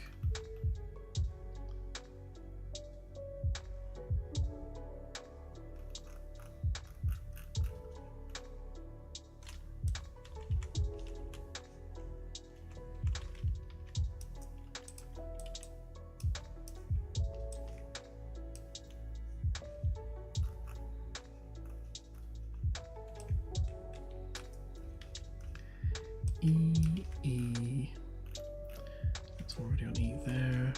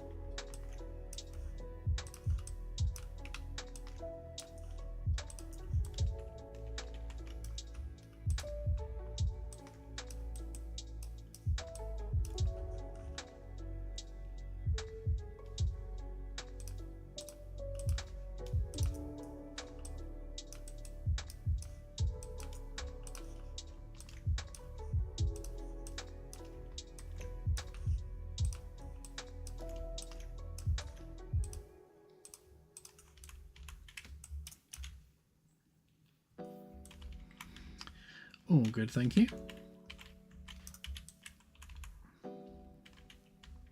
Just realised I was missing some panels here, and we did do the door frame there, so did I not export it? Don't think I did, you know.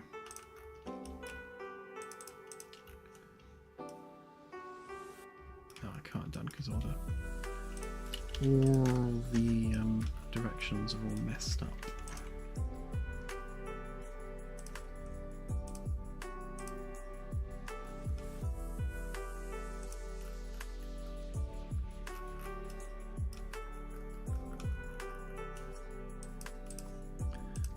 For a start, let's rotate the wrong way.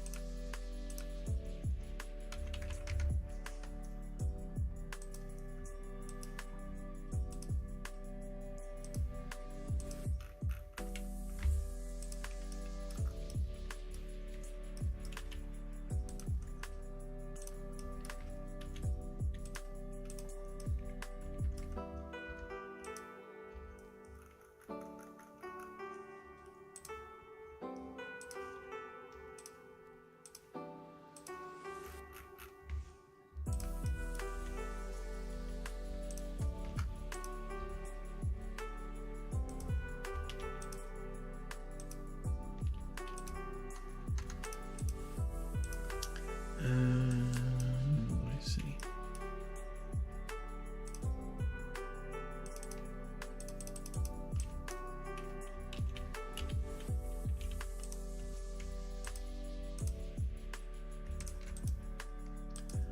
I haven't grouped them up yet.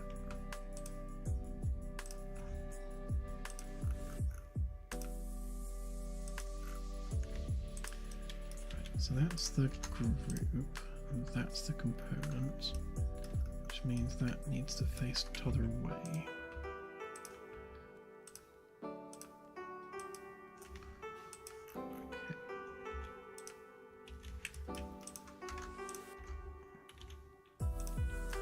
Okay. I haven't actually smoothed that one yet, but actually, should we do that now real quick? I won't cut the bolt holes yet. Oh, actually, no, we can't smooth it yet. We haven't cut the corners. Well, I'll stick it in real quick without its corner bits, just to get it in there. Ring 1, ring panels. So, ring 1, blah, blah, blah, blah.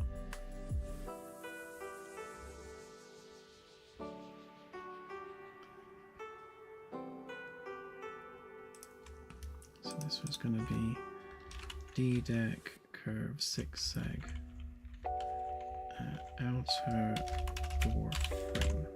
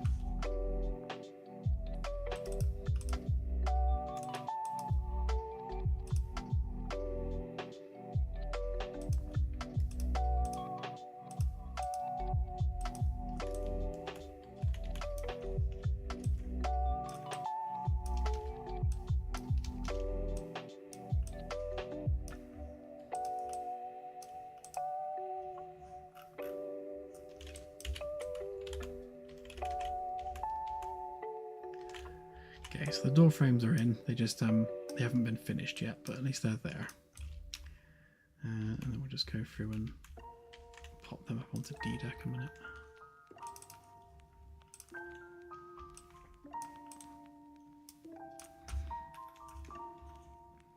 So that would be C, D, and E.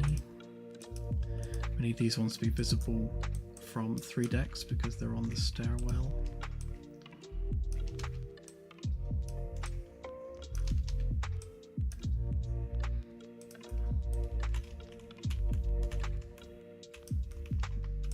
Of course, we don't need it on that side because that's the astrometry lab.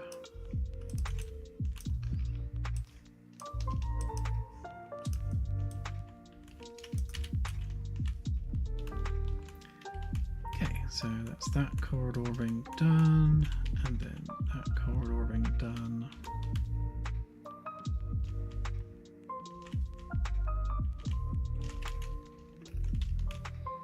Definitely getting there, as I keep saying.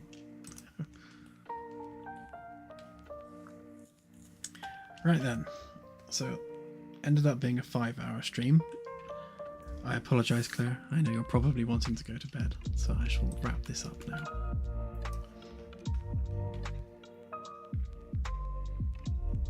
If I can work out how to work things.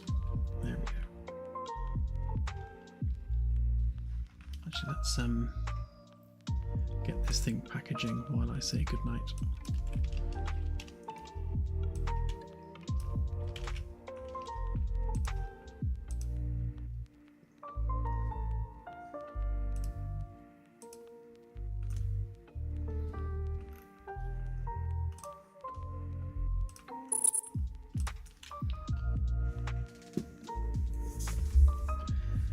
So, thank you once again, everyone, for watching 5 hours of me making wall panels. I mean, surely that's not interesting. I mean, surely. But thank you anyway. Thank you for joining me on this grueling modelling session.